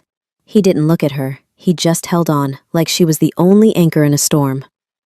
I won't hurt you, he whispered, sounding like a vow. I will never hurt you. Ava rested her head on his shoulder. I know. They sat there in the dark, on the floor, holding hands, while the city slept below them. And for the first time, Ava realized that maybe, just maybe, the bodyguard needed saving just as much as she did. Chapter 15. The Glass Fortress Shatters.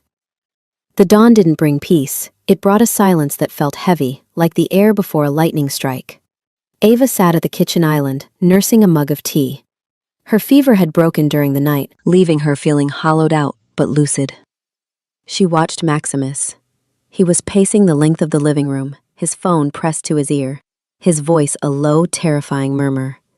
He was still wearing the jeans and Henley from yesterday, rumpled from sleeping on the floor. He hadn't looked at her since the nightmare incident. The shame radiating off him was palpable, a physical wall he had erected between them. I don't care how they got the encryption keys, Max snarled into the phone. Burn the server. If Damon gets access to the perimeter grid, we are sitting ducks. He hung up, slamming the phone onto the marble counter. The screen cracked. Max, Ava said softly. He didn't turn. Pack your bag, Ava. We are leaving. Leaving? Why? I thought this place was a fortress. A fortress is only as strong as its gatekeeper. Someone compromised the security protocol. He ran a hand through his messy hair, his shoulders tight. Damon knows we are here. He is not sending thugs this time. He will send a strike team. Ava stood up, her legs wobbly but holding. Okay, I'll get Yeti. She turned toward the hallway. Click! The sound was small, the distinct mechanical click of a magnetic lock disengaging. It came from the private elevator doors. Maximus froze. His head snapped toward the elevator. The digital panel above the doors, which usually glowed red, had turned a cheerful, inviting green. Get down! Max roared.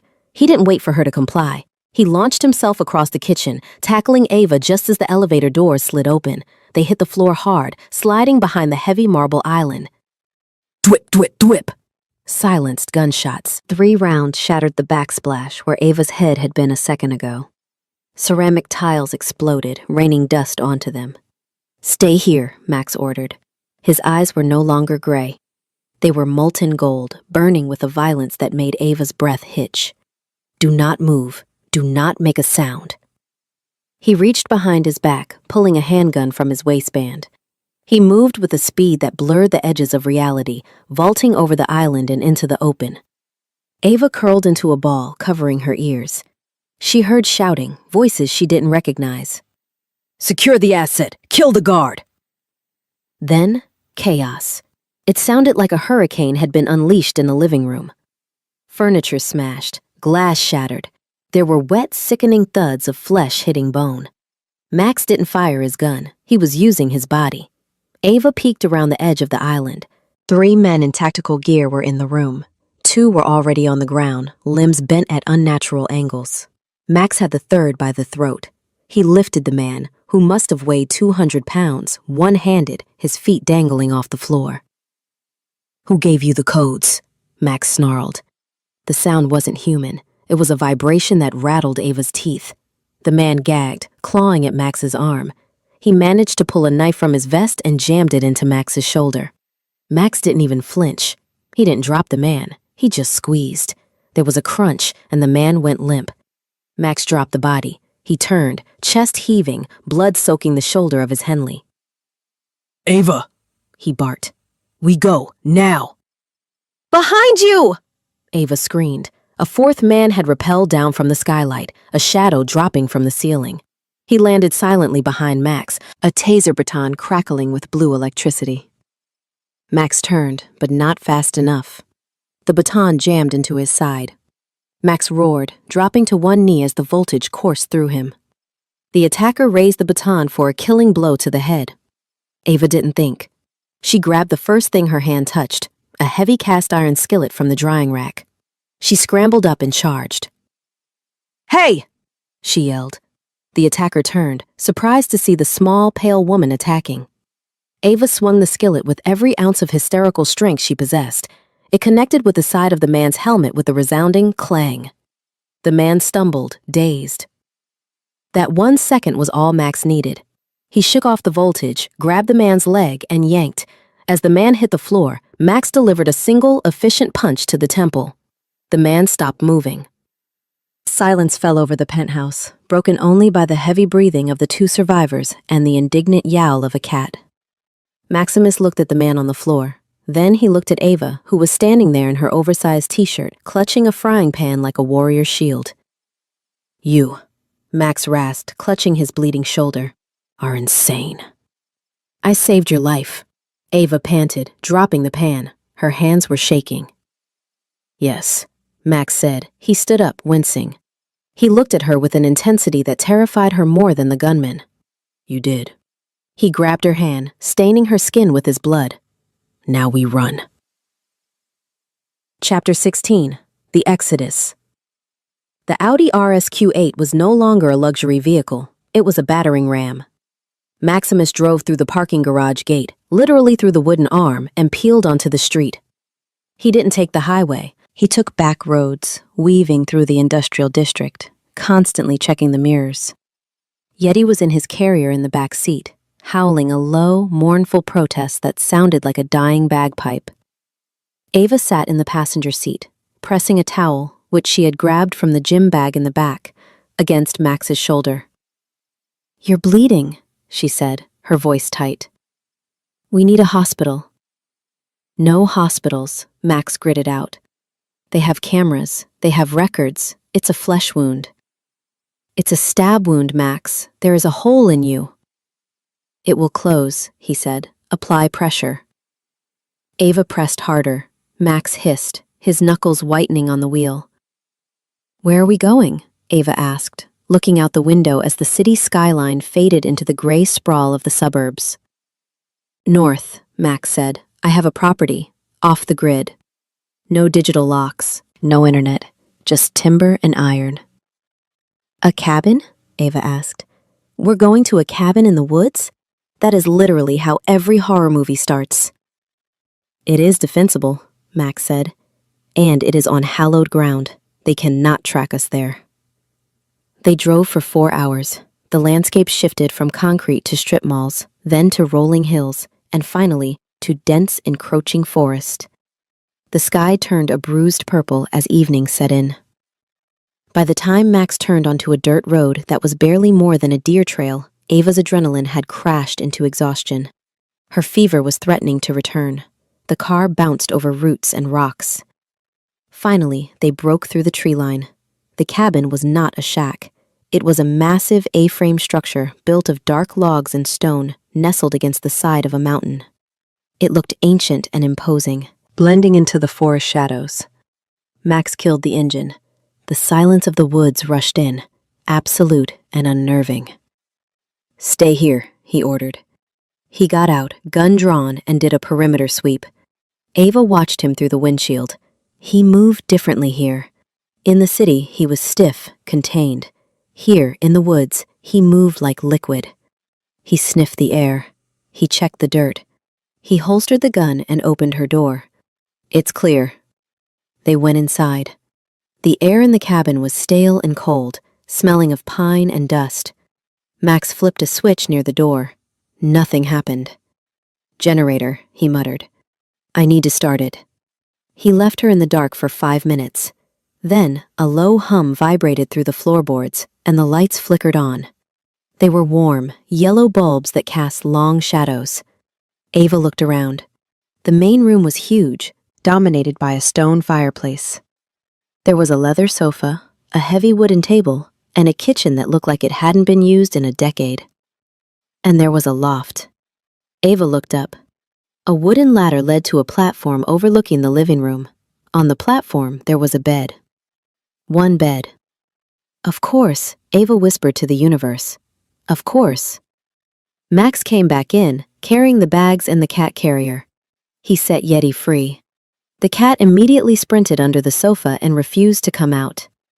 "There is wood around back," Max said, avoiding her eyes. "I will start a fire. It will get cold tonight." "Max," Ava said. She pointed to the loft. "There's only one bed." Max stopped. He looked up at the loft, then back at her. He looked exhausted, blood still staining his shirt, his face pale. "I will sleep on the floor," he said stiffly. "I am used to it." "You are stabbed," Ava argued. "You are not sleeping on a hardwood floor." "Ava," he warned. "Don't Ava me. We are both adults. We are both tired. And I have seen you in your underwear. Just stop being a martyr." Maximus looked at her. For a moment, she thought he would argue. Then his shoulders slumped. "Fine," he said. "But if I thrash in my sleep again, kick me." Chapter 17. Cabin Fever. The storm hit an hour later. It wasn't just rain, it was a deluge. Thunder shook the cabin walls and lightning illuminated the forest in stark, terrifying flashes. Inside, the fire was roaring. Max had stripped off his bloody shirt to clean the wound. Ava sat on the sofa, clutching a mug of old tea she'd found in the cupboard, trying very hard not to stare. Trying and failing.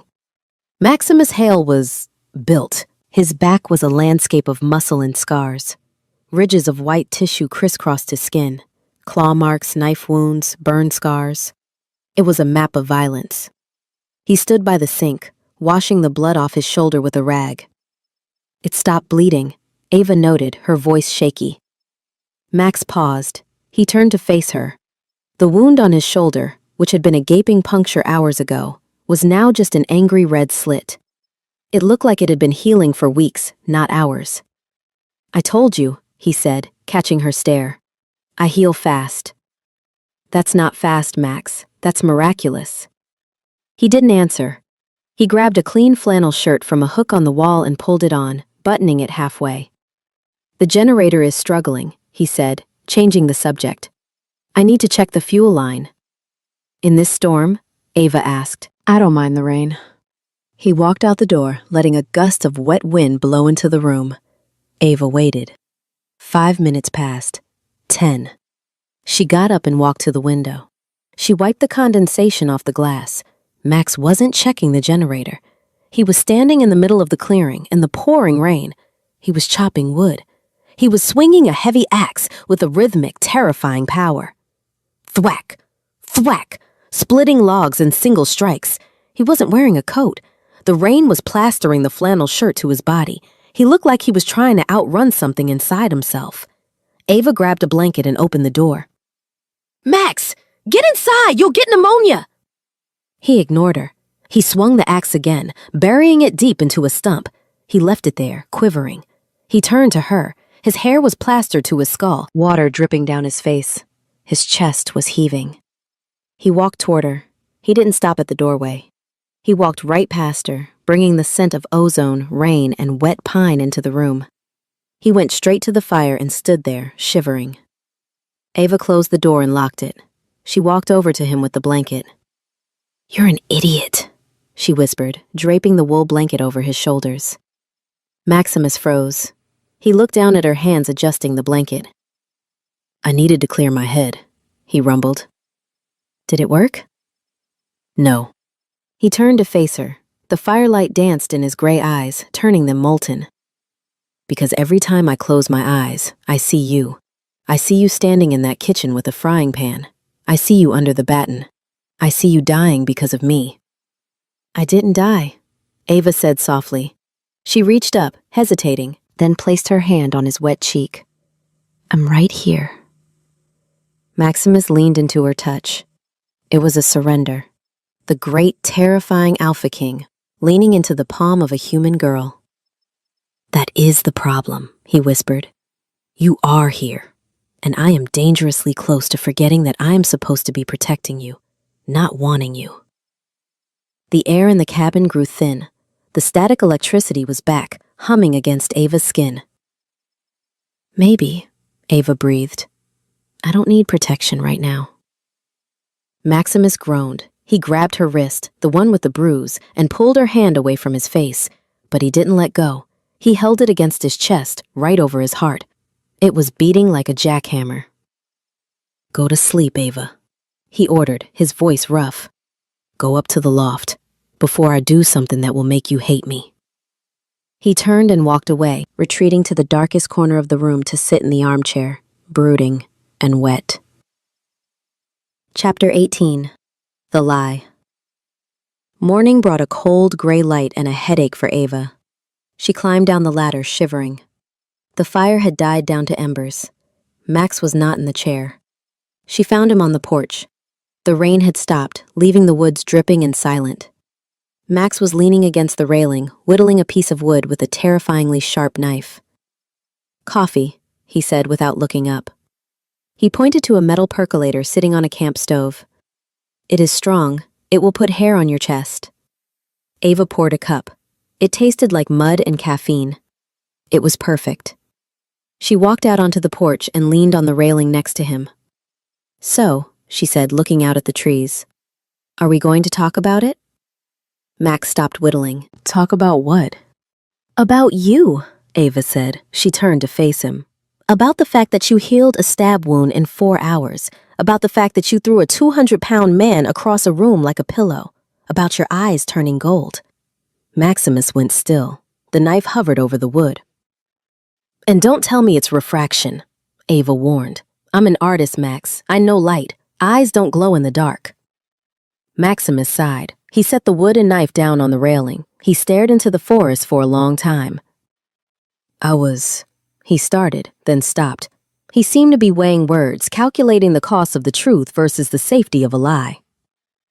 "I was part of a program," he said finally. "Years ago, a military initiative. They wanted soldiers who could see in the dark, who could heal faster, who didn't feel fear." Ava stared at him. "Super soldiers? Like Captain America?" Max gave a dry chuckle. "Less Captain America, more Frankenstein. They mess with our genetics. It enhanced our reflexes, our strength, but it came with side effects." "The eyes?" Ava asked. "The eyes," Max nodded. "And the temper. The adrenaline spikes. Sometimes it's hard to control the aggression. That's why I have the nightmares. That's why I left the service." It was a brilliant lie. It explained the strength, the speed, the healing, the aggression, and the PTSD.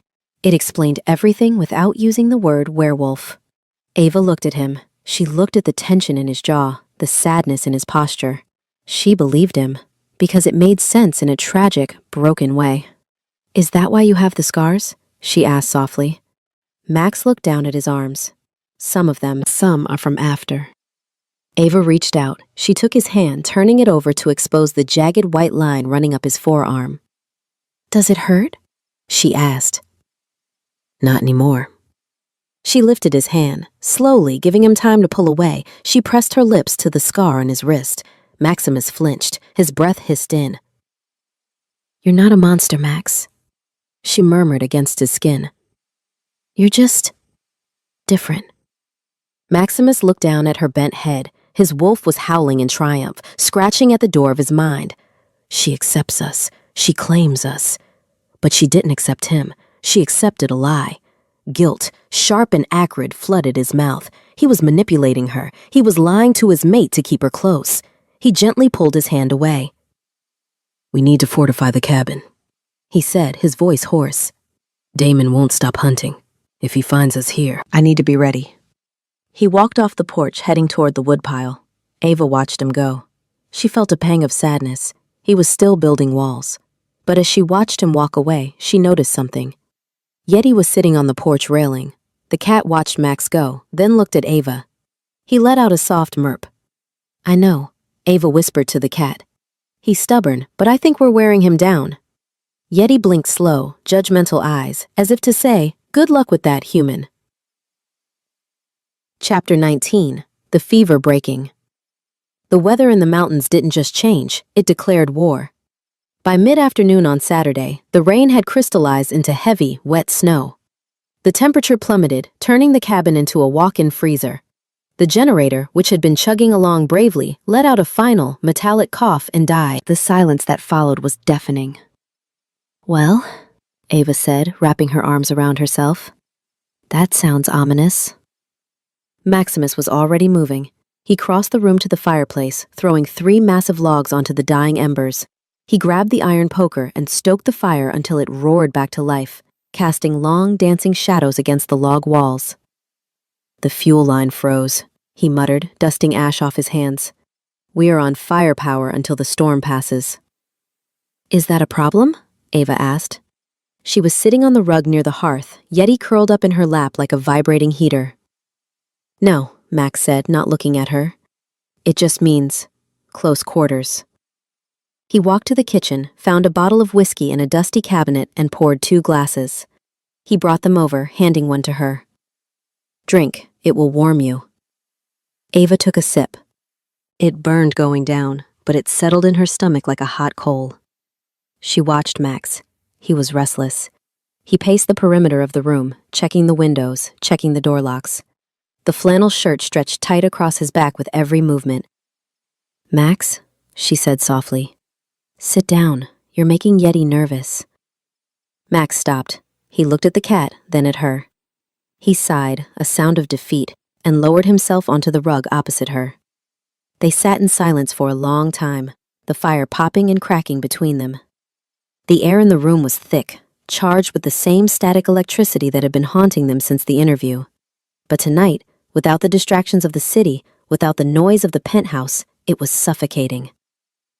"Tell me about the necklace," Max said suddenly, nodding at the ruby resting against her collarbone.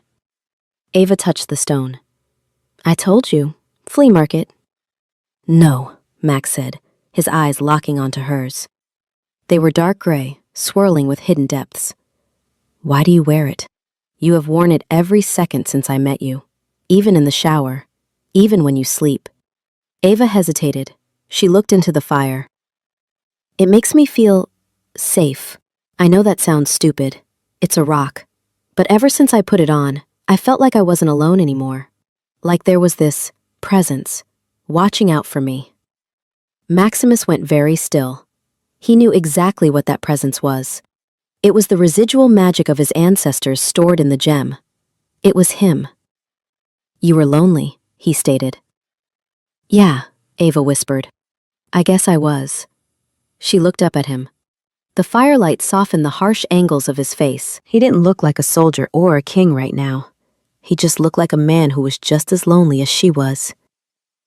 "What about you, Max?" she asked. "Are you lonely?"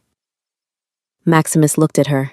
He looked at her lips, stained slightly dark from the wine. He looked at the pulse fluttering in her throat. "I have a pack," he said, the word slipping out before he could catch it. "A unit. Men I served with." "That's not what I asked." Ava set her glass down. She crawled forward on her knees, closing the distance between them. Yeti, sensing the shift in atmospheric pressure, wisely hopped off her lap and trotted to the woodpile. Ava stopped inches from him. She reached out and touched the scar on his chest, visible through the unbuttoned top of his flannel shirt. "I asked if you were lonely." Maximus shuddered at her touch. His control, which he had been white-knuckling for days, began to slip. The scent of her, vanilla, whiskey, and invitation, was overwhelming his rational mind. "Ava," he groaned, his voice a warning growl. "Don't." "Why not?" she whispered. Her hand moved up, her fingers grazing his jawline. "We're in the middle of nowhere. No one is watching. No one is judging. Just us." "You don't know what I am," he breathed, closing his eyes. "If you knew, you would run." "I know you're dangerous," Ava said. She leaned in, her breath ghosting against his lips. "I know you're strong. I know you saved my life. Twice." She pressed her lips to the corner of his mouth. Maximus snapped. He didn't mean to. It was instinct, pure, primal need. He grabbed her waist, his hands large and hot, and pulled her onto his lap. "Ava," he growled, burying his face in her neck. He inhaled deeply, taking in her scent, letting it flood his senses. "Max," she gasped, her hands tangling in his hair. He kissed her. It wasn't the desperate, angry kiss from the car. This was slower, deeper. It was acclaiming. He kissed her like he was memorizing the taste of her soul. Ava melted against him. The heat radiating off him was unnatural, intoxicating. She felt small in his arms, but not weak. She felt cherished. They moved together, the fire casting frantic shadows on the wall. Clothes were discarded, flannel, denim, wool. Skin met skin, friction and heat. Maximus was careful. He knew his own strength. He knew he could crush her if he lost control. He held back the wolf, forcing himself to be the man. But as the pleasure built, as Ava cried out his name, the wolf clawed its way to the surface. "Mine," he whispered against her skin. "You are mine." "Yours," Ava sobbed. "I'm yours, Max." The words shattered his last restraint. In the final, blinding moment of release, Maximus lost the battle. His wolf surged forward, demanding to bind her, to mark her, to ensure that every other male on earth knew she belonged to the king. He buried his face in the crook of her shoulder, his teeth grazed the soft skin, and he bit down. It wasn't a savage bite, it was precise, a breaking of the skin, a mingling of blood, a mark. Ava cried out, sharp and sudden, but it was lost in the crash of their climax. Maximus slumped against her, his breathing ragged, his heart hammering against her chest. Slowly, the fog cleared. The gold faded from his eyes. He realized what he had done. He tasted copper. He pulled back, horrified. There, on the delicate skin where her neck met her shoulder, was a bite mark. It was already closing, sealing itself with a faint silvery shimmer. He had marked her. He had bonded her to him without her consent. "Max?" Ava whispered, her eyes closed, a sleepy smile on her face. "You bit me." Maximus choked. "I'm sorry, I didn't." "It's okay," she murmured, snuggling into his chest. "I like it." She drifted off to sleep within seconds, exhausted and safe. Maximus lay there in the firelight, holding her, staring at the ceiling with terrified eyes. Chapter 20. The Change.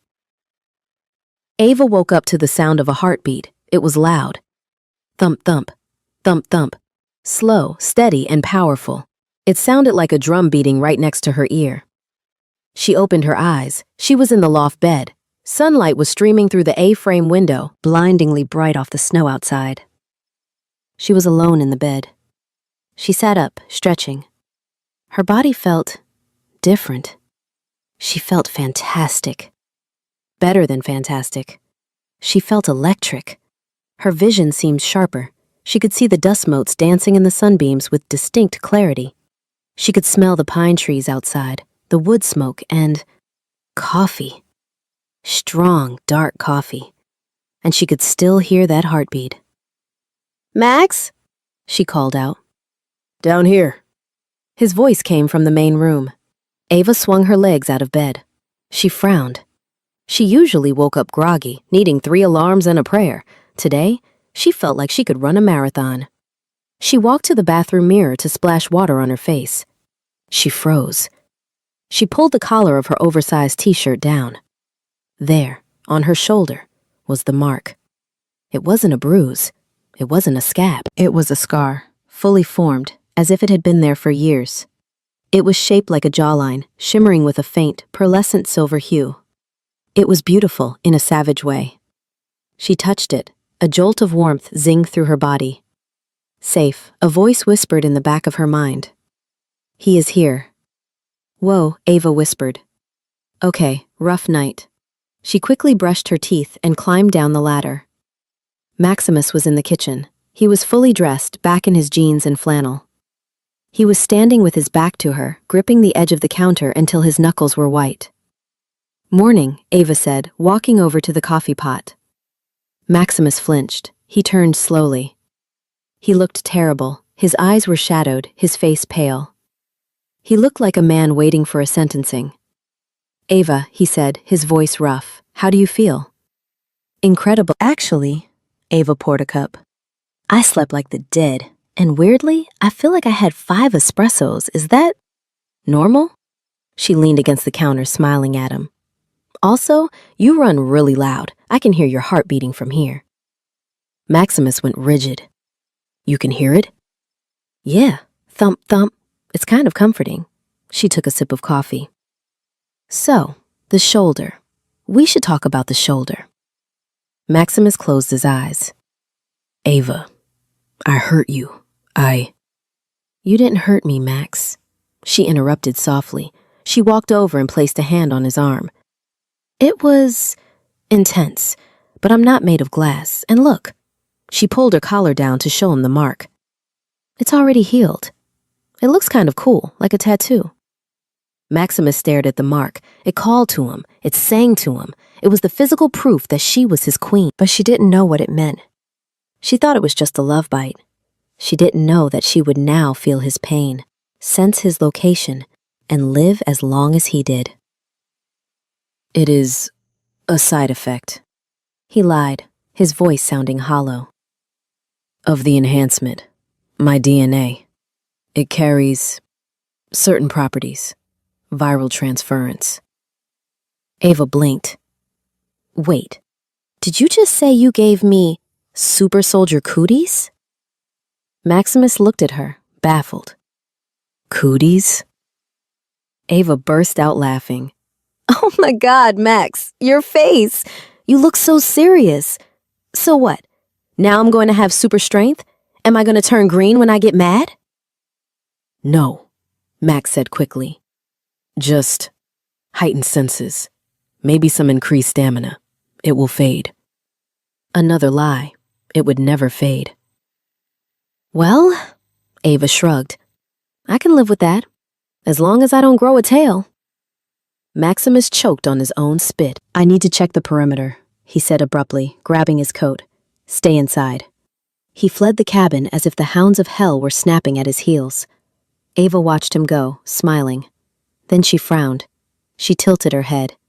She could hear him walking through the snow. She could hear the crunch of his boots. She could hear his breathing. She walked to the window. He was 50 yards away. That, she whispered to herself, is really good hearing. Chapter 21. The Slip-Up. By noon, the tension in the cabin had shifted. Max was avoiding her, staying outside, chopping wood, which Ava was pretty sure was just him destroying the local ecosystem out of sexual frustration/guilt. Ava was in the kitchen, feeding Yeti the last of the tuna. "He's weird today, Yeti," she told the cat. "He keeps looking at my neck and then looking like he wants to jump out a window." Yeti ignored her, focused on the fish. Suddenly, Ava's head snapped up. A sound, far away, but getting closer. An engine. "Max," she yelled, running to the door. Max was already there. He had heard it too. He was sprinting from the tree line, his axe in hand. "Get back," he roared. Get away from the windows.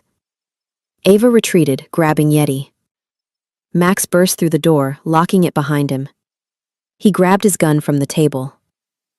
Is it them? Ava whispered. The Packless? No, Max said, tilting his head. The engine. It's a Land Rover. Diesel.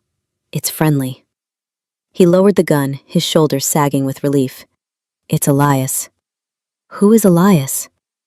My associate. He must have tracked the Audi's emergency transponder. I didn't think the signal would punch through the storm. A minute later, a battered green Land Rover pulled up in front of the cabin. A man hopped out. He was tall, lean, with sandy hair and a face that looked like it had been punched a few times, but was still charming. He carried 2 massive duffel bags. Max opened the door. You're hard to find, boss, Elias said, grinning. He stomped the snow off his boots and walked in. He stopped dead when he saw Ava.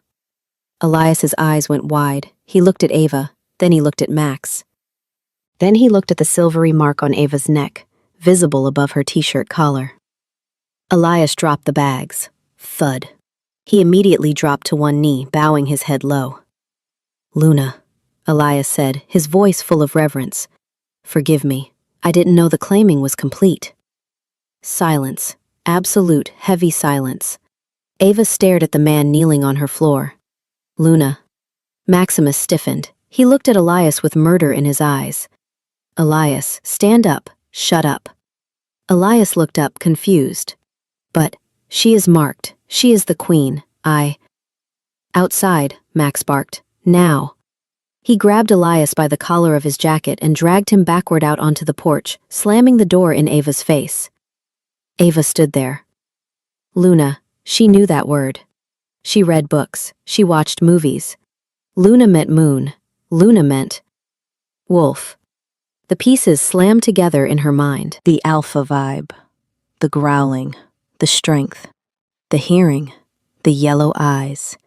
The Packless. The bite mark. And now, Luna. Oh my God, she whispered. She backed away from the door, her hand flying to her mouth. He's not Captain America. He's a werewolf. She looked at Yeti.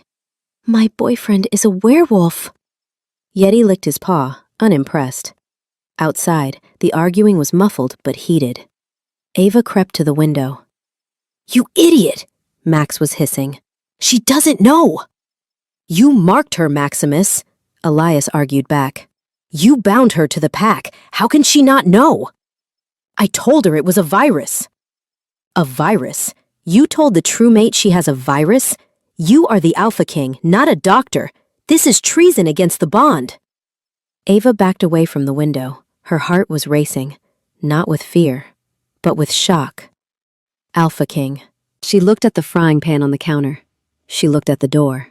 She was going to kill him. Chapter 22. The Ambush. The door opened. Max and Elias walked back in. Max looked furious. Elias looked sheepish. Ava, Max started, putting on a fake smile. Elias is dramatic. It's a code name. Luna means lunar unit, tactical, night ops. Ava crossed her arms. She stared at him. Cut the crap, Max. Max froze. Excuse me? Luna, Ava said, stepping forward. Alpha, pack, the growling, the sniffing, the fact that my cat likes you and he hates humans. She poked him in the chest. You're a wolf. Maximus stared at her. The lie died in his throat. He saw the intelligence in her eyes. There was no point. Yes, he said simply. Ava let out a breath she didn't know she was holding. Okay, so, do you have a tail? Like, right now? Elias snorted, trying to suppress a laugh. Max shot him a glare that could peel paint. No, Max said. I shift. Into a wolf. A large one. And the bite? Ava touched her neck. The virus? A mating mark, Max admitted, looking at the floor. It binds you to me. It makes you queen of the shifters. Ava sat down heavily on the sofa. I went from jewelry designer to queen of the werewolves in 4 days. That is A lot on a resume. I intended to tell you, Max said, kneeling in front of her. He took her hands. I didn't want you to fear me. I don't fear you, Ava said softly. She looked at his eyes. I'm just processing. Suddenly, Elias's head snapped up. He sniffed the air. Max, Elias said, his voice dropping all humor. Sulfur. Maximus was on his feet instantly. He pulled Ava up, shoving her behind him. How many? Max demanded. Dozens, Elias said, drawing a handgun. They surrounded us. Upwind. They masked their scent. Crash. The window shattered. A canister rolled into the room. Gas! Max roared. Don't breathe! He grabbed Ava and threw her toward the kitchen, covering her body with his. The canister exploded, releasing a cloud of thick purple smoke. It wasn't tear gas. It was wolfsbane. Maximus coughed, his knees buckling. Ava, run. The door was kicked in. Figures in tactical gear poured into the room. But they weren't human. Their eyes glowed yellow. They moved with animal speed. Secure the king, a voice shouted. Maximus roared. He didn't shift. The wolfsbane was preventing it, but he fought. He grabbed the nearest attacker and threw him through the wall. Elias, get her out, Max shouted, swinging a heavy chair to crush another attacker. Elias grabbed Ava's arm. Luna, come on. No, Max! Ava screamed, trying to pull away. Go! Max turned to look at her, his eyes bleeding gold and gray. I will find you. I promise. A massive rogue tackled Max from behind. Another hit him with a club. Max went down, fighting like a demon, disappearing under a pile of bodies. Elias dragged Ava toward the back door. But the back door opened. Standing there was a man in a white suit, immaculate, smiling. Damon. Going somewhere? Damon asked. He raised a hand. A pulse of energy, pure alpha command, slammed into them. Elias crumpled, unconscious. Ava stood alone, trembling, clutching the frying pan she had managed to grab. Damon stepped over Elias. He looked at Ava. He looked at the mark on her neck. Beautiful. He purred. He marked you. Good. That makes you even more valuable. He reached out. Ava swung the pan. Damon caught her wrist effortlessly. He smiled, leaning in close. Sleep, little queen, he whispered. He pressed a pressure point on her neck. The world went black. Chapter 23. The Golden Cage. Consciousness returned to Ava, not with a bang, but with the clink of fine china. She groaned, the sound vibrating in her skull like a plucked cello string. Her neck throbbed where Damon had pressed the pressure point, but a deeper, sharper ache pulsed in her shoulder, the silver mark Max had left. She opened her eyes. She wasn't in a dungeon. She wasn't in a warehouse. She was in a room that looked like it had been ripped from the pages of Architectural Digest and sterilized with bleach. Everything was white. White leather sofas, white marble floors, white velvet drapes covering floor-to-ceiling windows. It was cold. It smelled of lilies and antiseptic. Ava sat up, clutching her head. She was still wearing her jeans and t-shirt, which felt dirty and out of place in this pristine tomb. You're awake, a smooth voice said. Ava scrambled back against the headboard of the massive white bed. Damon was sitting in a wingback chair across the room. He was still wearing the white suit, unblemished by the chaos at the cabin. He held a teacup in one hand and a tablet in the other. He looked bored. Where is he? Ava demanded. Her voice was raspy. Where is Max? Damon took a sip of tea. The Alpha King? Likely dead. My men were instructed to burn the cabin once we left. Wood burns so quickly, doesn't it? Ava felt the blood drain from her face.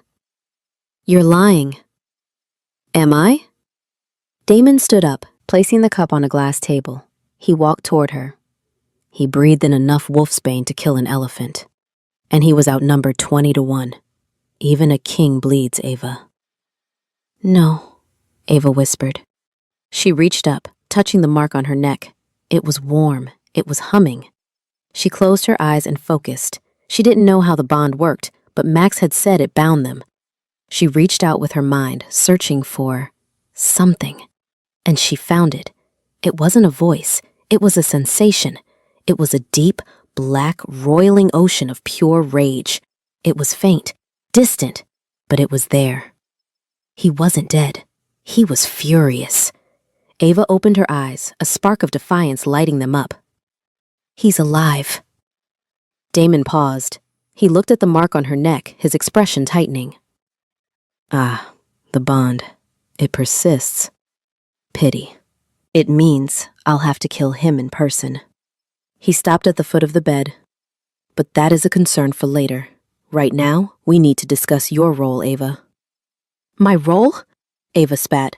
I'm a hostage. I'm leverage. I get it. Leverage? Damon laughed softly. Oh, darling, no. You are so much more than that. You are the key. He pointed a manicured finger at the red ledger ruby hanging around her neck. Do you know what that stone is? A ruby, Ava said. A $5 ruby. It is the heart of the first alpha. Damon corrected. It contains enough raw magic to level a city. It grants the holder absolute dominion over every pack on the continent. But there is a catch. He leaned in, his yellow eyes flashing. A wolf cannot touch it. The magic is too volatile. It burns us. It drives us mad. The only way an alpha can wield the stone is through a conduit. A human conduit. Ava's stomach twisted. What are you talking about? Maximus couldn't use the stone, Damon explained, his voice dripping with false sympathy. He needed a human to wear it. But a human body is fragile. The stone's power would kill you in days. Unless... He gestured to her neck. Unless you were marked. The mark reinforces your body. It binds your life force to his, making you strong enough to carry the stone for him. He smiled, a cruel, twisting thing. He didn't mark you because he loved you, Ava. He didn't bite you because you are his queen. He marked you because he needed a battery pack. You were just a piece of equipment to him, a vessel for the weapon. Ava stared at him. The room seemed to tilt. He marked you because he needed a human conduit. It made sense. The way he called her, the asset. The way he tried to keep it professional. The way he only marked her after she found out about the ruby's power. The way Elias had been horrified, not because of love, but because of treason. You're lying, Ava said, but her voice wavered. Am I? Damon walked to the door. Ask yourself, Ava. A king who has lived for centuries, who has wealth and power beyond imagination, did he really fall in love with a chaotic, human jewelry designer in 4 days? Or did he just find the perfect carrier for his ambition? He opened the door. Think about it. Dinner is at 8. Wear something nice. I hate denim. The door clicked shut and locked. Ava sat alone in the white room. She clutched the ruby. It felt heavy now. It felt like a shackle. She touched the bite mark. A moment ago, it had felt like a connection. Now, it felt like a brand, a receipt of ownership. He's lying, she whispered to the empty room. Max wouldn't. But the doubt, cold and insidious, began to coil around her heart like a snake. She closed her eyes, trying to feel the bond again. She felt the rage, but now she wondered, was it rage for her or rage for his stolen property? Chapter 24. The Feral King. The cabin was a tomb of smoke and bodies. Maximus Hale gasped, his lungs burning as if he had inhaled broken glass. His eyes snapped open. He was buried. Heavy, dead weight pressed down on him from all sides. The scent of copper and charred wood filled his nose. He shoved upward. A rogue's body rolled off him. Then another. Maximus rose from the pile of corpses like a demon clawing its way out of hell. He was covered in blood, some his, mostly theirs. His flannel shirt was in ribbons. His jeans were soaked dark. He stood in the center of the ruined living room. The wolfsbane gas had dissipated, leaving only a headache that pounded behind his eyes like a sledgehammer. Ava, he croaked. The room was empty. The door was hanging off its hinges. The wind howled outside, carrying snow into the house. She was gone. A sound came from the floor near the kitchen, a groan. Maximus turned. Elias was trying to sit up, clutching his head. Boss? Elias mumbled, blinking groggily. Did we win? Maximus didn't answer. He frantically tapped the chronograph on his wrist, searching for a signal. The screen flashed red. No signal. They found the tracker, Max hissed, smashing the watch against the wall. He walked over to Elias, grabbed him by the front of his jacket, and hauled him to his feet. Where did they take her? Max snarled. His eyes were not gray. They were not shifting. They were solid, glowing, molten gold. Elias winced, seeing the eyes. He knew that look. That was the look of the king who had ended the War of the Ashes. That was the look of a man who had stopped being a man. Damon! Elias gasped. His stronghold, the old bank building in the city, the vault. Maximus dropped him. He turned and marched toward the door. Max, wait! Elias stumbled after him. You can't just storm the vault. It's a fortress. We need a plan. We need the pack. I am the pack, Max growled. He didn't stop walking. He stepped out into the snow. The Land Rover, Elias's vehicle, was still parked there, covered in a dusting of white. The rogues hadn't disabled it. They had been too focused on the dead king. Maximus ripped the driver's side door open. Max! Elias grabbed his arm. Think. If you go in there feral, you'll get her killed. You need to calm down. Maximus turned on him. He bared his teeth. A low, vibrating snarl ripped from his chest. It was so primal that Elias instinctively let go and took a step back, baring his neck in submission. They took my mate, Max said. The voice wasn't his, it was the wolf's. I am going to burn their world down. He climbed into the car. Meow. Maximus froze. He looked down. Sitting in the passenger seat of the Land Rover, looking incredibly annoyed, was a white Persian cat. Yeti. The cat had apparently escaped the cabin during the fight and had decided that the car was the warmest place to wait out the apocalypse. Maximus stared at the cat. The cat stared at Maximus. Get out, Max growled. Yeti hissed. He dug his claws into the upholstery and settled in, glaring. I am going where the food giver went. Maximus looked at the cat. He gripped the steering wheel, his claws punching through the leather cover. He wanted to throw the cat into the snow. He wanted to drive. He wanted to kill. But this was her cat. If he lost the cat, Ava would never forgive him. Assuming she was alive to forgive him. Fine, Max slammed the door. But if you shed on me, I will eat you. Elias scrambled into the back seat just as Max gunned the engine. Buckle up, Elias muttered to the cat. Maximus slammed his foot onto the gas pedal. The Land Rover roared, spinning its tires in the snow before launching forward down the mountain trail. Maximus didn't feel the cold. He didn't feel the bruises on his body. He felt only one thing, the pull. It was a physical line attached to his chest, stretching miles into the distance. He could feel her fear. He could feel her confusion, and beneath it all, he could feel her heart beating. Thump, thump, thump, thump. It was the only sound in the universe that mattered. Hold on, Ava, he whispered, his eyes burning gold in the rearview mirror. I'm coming. Chapter 25. The Monster. Dinner with Damon was exactly as Ava expected. Elegant, expensive, and nauseating. He had forced her to change into a white silk dress that he provided. It was beautiful, but it felt like a shroud. They sat at a long glass table in a dining room that overlooked the city skyline. Try the sea bass, Damon said, cutting his fish with surgical precision. It's flown in from Chile. I'm not hungry, Ava said. She gripped the steak knife next to her plate. I want to go home. Home? Damon raised an eyebrow. To the loft full of glue guns, or the penthouse that belongs to the agency? You have no home, Ava. That's why you were so easy to collect. Ava flinched. The insult landed. Why are you doing this? She asked. If you want the stone, take it. Kill me and take it. I told you. Damon sighed, wiping his mouth. I can't touch it, and I don't want to kill you, Ava. You're valuable. With you by my side, controlled, compliant, I can wield the king's power. I can unite the rogue factions. We could rule this city. He stood up and walked toward her. Think about it. Forget Maximus. He is a relic. A soldier who doesn't know the war is over. I am a businessman. I can give you the world. He placed his hands on her shoulders. Ava stiffened. She could smell him, expensive cologne and sulfur. It was wrong. It made her skin crawl. off me," she whispered. "Soon you will understand," Damon murmured, leaning down to smell her hair. "Once the bond fades, once you realize he abandoned you." Boom! The building shook. Ava grabbed the table to steady herself. What was that? Damon frowned. He looked at the door. Perimeter breach. Crash!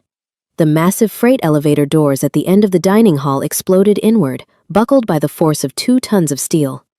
A Land Rover, dented, covered in mud and snow, with one headlight hanging by a wire, roared out of the shaft and came skidding across the polished marble floor. It smashed through the table, sending crystal and sea bass flying, and slammed into the far wall. Silence. Damon took a step back, brushing dust off his suit. Subtle. The driver's side door was kicked open. It didn't just open, it flew off its hinges. Maximus stepped out. Ava gasped. He didn't look like Max. He looked like a nightmare. He was covered in dried blood and soot. His eyes were twin suns of burning gold. His teeth were bared in a rictus snarl. He was vibrating with an energy so violent the air around him seemed to distort. "Damon," Max said. It wasn't a voice. It was a death sentence. "Maximus." Damon sneered, though Ava saw him take a step back. "He survived. How cockroach-like of you." Maximus didn't speak. He moved. He blurred across the room. Damon tried to block, shifting partially, his face elongating into a snout. It didn't matter. Maximus hit him with the force of a freight train. He grabbed Damon by the lapels of his white suit and slammed him into the floor. The marble cracked. Maximus pounded his fist into Damon's face. Crunch. And again. Crunch. And again. Blood sprayed across the white floor. It splattered onto Ava's dress. "Max!" Ava screamed. "Stop! You're killing him!" Maximus didn't hear her. He was lost. The wolf had the controls. He lifted Damon up and threw him through the glass window overlooking the city. Damon didn't fall. He caught the ledge, scrambling, hanging on by his fingertips. Maximus walked to the window. He was going to push him. He was going to watch him fall 40 stories. "Max, stop!" Ava ran forward. She grabbed his arm. Maximus spun around. He snarled at her. It was a feral, mindless sound. He raised his hand, claws extended, ready to strike whatever had touched him. Ava froze. She looked into his eyes. There was no recognition. There was only the monster. "Max?" She whispered, terrified. She flinched, raising her hands to protect her face. The flinch broke him. Maximus froze. His hand hovered in the air, inches from her face. He saw her fear. He smelled it. The gold in his eyes flickered. The gray bled back in, agonizingly slow. He looked at his hand, covered in blood, claws out. He looked at Ava, cowering, wearing Damon's dress, terrified of him. "Ava," he choked out. The monster receded, leaving a horrified man in its wake. "Did you?" Ava's voice shook. She looked at Damon, who was pulling himself back over the ledge, bloody and broken, fleeing toward the elevator. "You were going to kill him." "He took you," Max rasped. He took a step toward her. Ava took a step back. The movement was small, but it severed something between them. Maximus stopped. He looked at the space between them. He looked at the blood on his hands. Damon's lie whispered in Ava's ear. "He is a weapon. You are just a vessel." "Let's go," Max said, his voice dead. "Elias is waiting." He didn't try to touch her. He turned and walked toward the wrecked Land Rover, leaving bloody footprints on the white marble. Ava watched him go. She touched the ruby on her neck. It felt colder than ever. Chapter 26. The Severed Bond. The elevator ride down from the 41st floor of the vault was a masterclass in suffocating silence. Maximus stood in the corner, as far away from Ava as the small steel box would allow. He was still covered in the grime of war, dried blood, soot, and dust matting his hair and staining his skin, but it was his eyes that terrified Ava. They were back to gray, but they were flat, dead, like the windows of an abandoned house. The elevator dinged. The lobby. Maximus walked out first. He didn't check the perimeter. He didn't offer his arm. He simply marched toward the shattered front entrance where his support team, a dozen wolves in tactical gear, were securing the building. Clear the area, Max barked at a subordinate. Get a clean car. He turned back to the wreckage of the Land Rover, which was still smoking in the middle of the dining room debris, which had crashed down through the open atrium. He ripped the back door open. Yeti was sitting on the headrest, looking unbothered. Maximus scooped the cat up. He walked over to Ava and extended his arms. He didn't hand the cat to her. He deposited the animal into her arms like he was handing over a parcel bomb. Take him, Max said. His voice was gravel. He is safe. Ava clutched the cat to her chest, the white silk of Damon's dress now smeared with soot from Yeti's paws. Max, she whispered. Her voice was trembling. What happens now? Maximus looked over her head. He couldn't look at her. If he looked at her, he would see the flinch again. He would see the fear in her eyes when she looked at his claws. And that fear would kill him faster than any silver bullet. You go home, he said. My team has secured your old apartment. I bought the property this morning. The other tenants have been relocated, and the lobby is filled with my best guards. You will be safe there. And you? Ava asked. She took a step toward him. Maximus took a step back. The movement was a physical blow. Ava stopped, her heart twisting in her chest. I go back to where I belong, Max said. To the shadows. You were right, Ava. I am a monster. I am not a bodyguard. I am a weapon, and weapons do not get happy endings. I never said you were a monster, Ava argued, tears pricking her eyes. I was scared. You threw a man out a window. And I enjoyed it, Max snarled softly. He looked at her then, his gaze intense and self-loathing. That is the difference. You looked at me and saw a killer. Damon was right. You are a vessel for the stone. I am the danger to your life.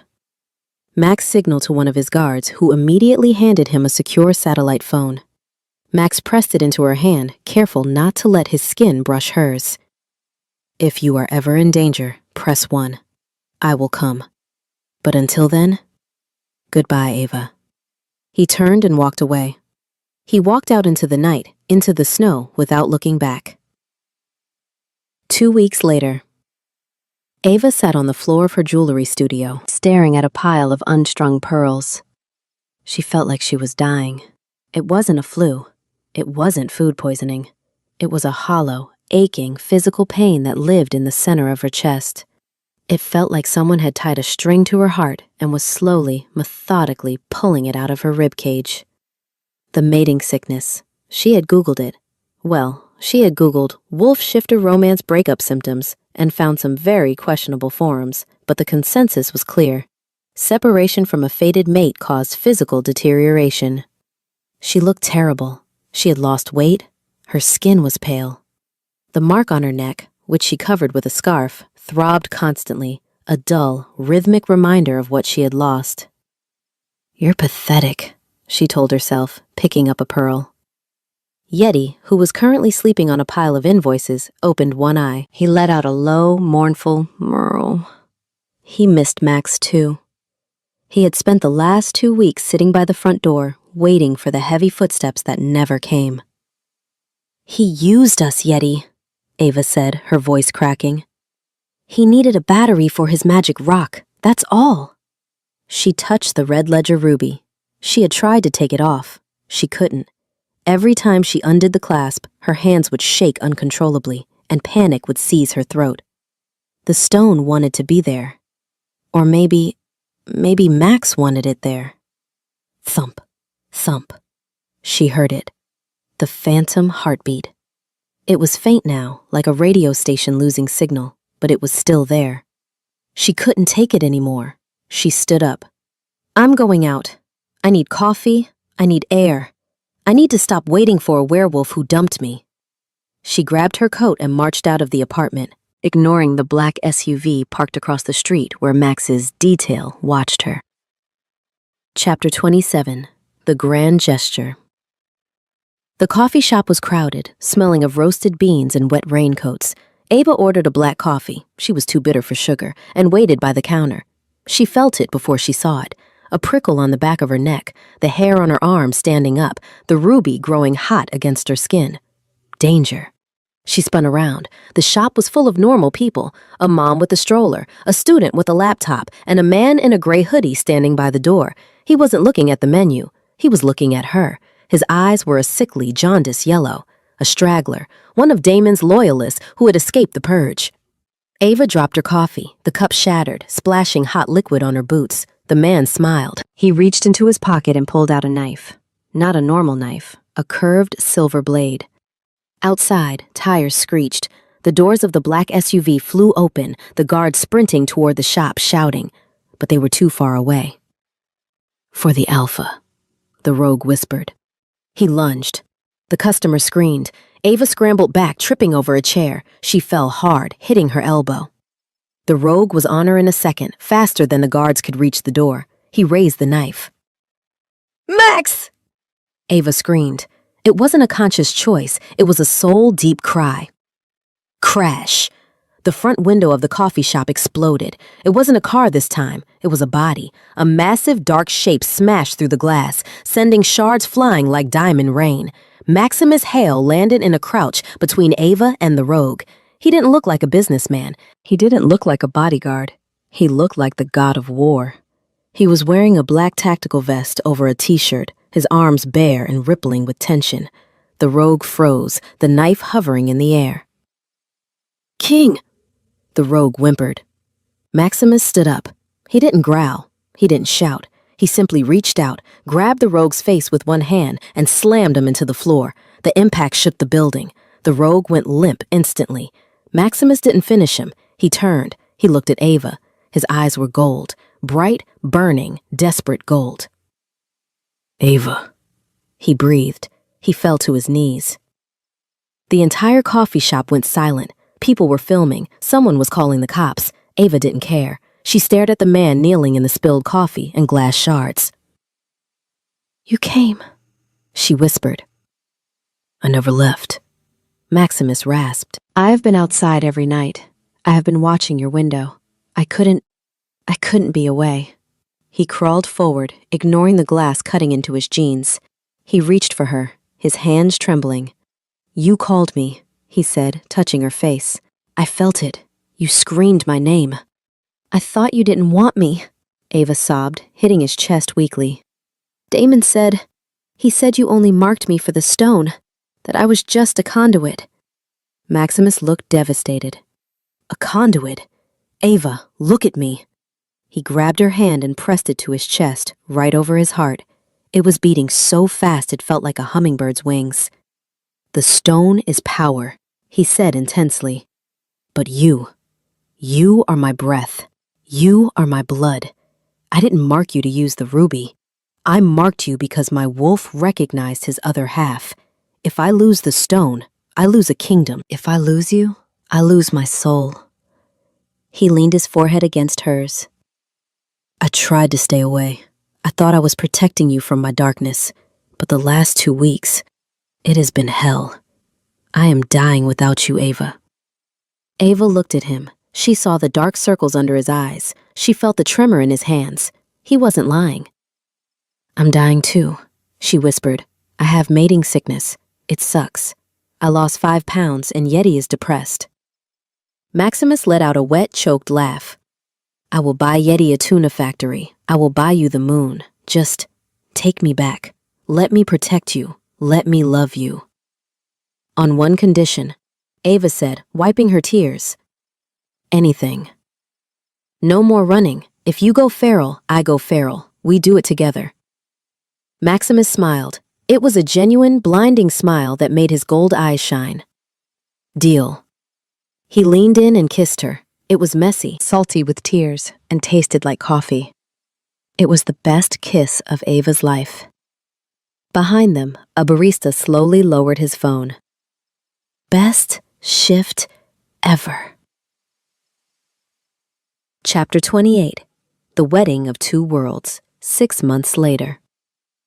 The invitation had been embossed on heavy cream cardstock. Together with their families and packs, Ava Bennett and Maximus Hale invite you to witness the union of two souls and one very large bank account.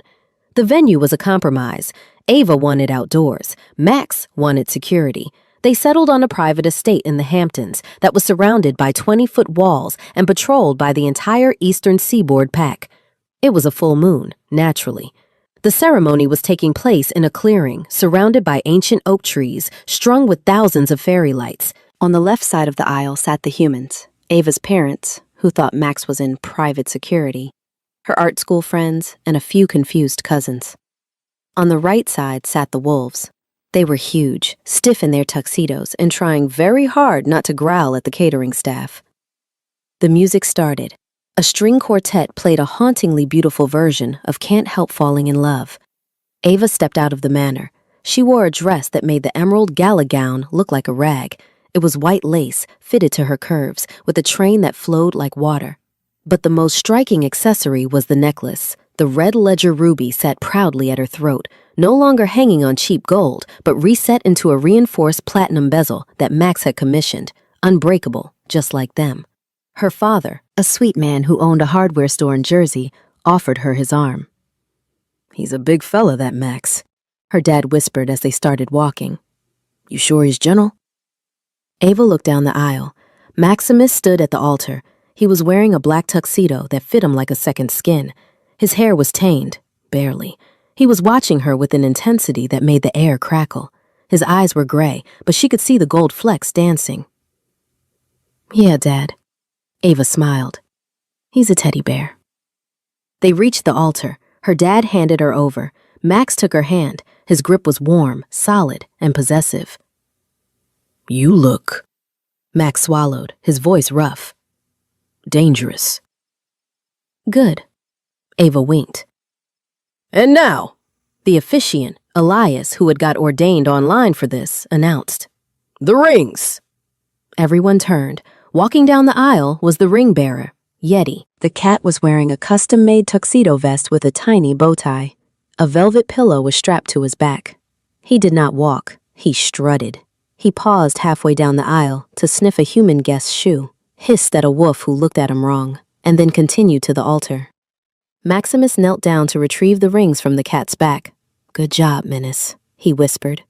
Yeti headbutted Max's knee. "Give me the salmon." The vows were exchanged. Max promised to protect her heart. Ava promised to protect his sanity. "I pronounce you Alpha and Queen," Elias grinned. "You may kiss the bride." Maximus didn't wait. He swept Ava into his arms, dipping her low, and kissed her until her toes curled. The wolf side of the aisle let out a collective howl. It started low and rose to a crescendo.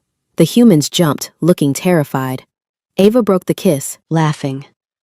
She looked at her parents, who were clutching each other. "It's okay," she yelled over the howling. "It's a family tradition." Maximus stood up, looking at his pack, then at his wife. He raised his hand, and the howling stopped instantly. "My queen," he said, offering his arm. "My king," Ava replied.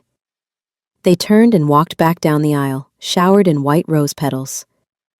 They reached the end of the path where the getaway car was waiting. It wasn't the Audi, it was Bumble. The yellow VW Beetle. Max had restored it. The engine purred, actually purred this time. The paint was flawless. "You fixed him," Ava gasped. "I reinforced the chassis, added bulletproof glass, and upgraded the engine to a V8, Max said proudly. "It is now a tactical assault vehicle. That looks like a lemon." Ava laughed, throwing her arms around his neck. "I love you. I love you," Max growled against her ear. "Now get in. I have a honeymoon to start, and I've been waiting 6 months to claim you properly." They climbed into the tiny yellow car. Max's knees hit the dashboard. Yeti jumped into the back seat. As they drove off into the moonlight, the just-married cans rattling behind them, Ava looked at her husband, the Alpha King, the billionaire, the werewolf, struggling to shift gears in her tiny car. She smiled. Life was going to be wild, and she wouldn't have it any other way. The end.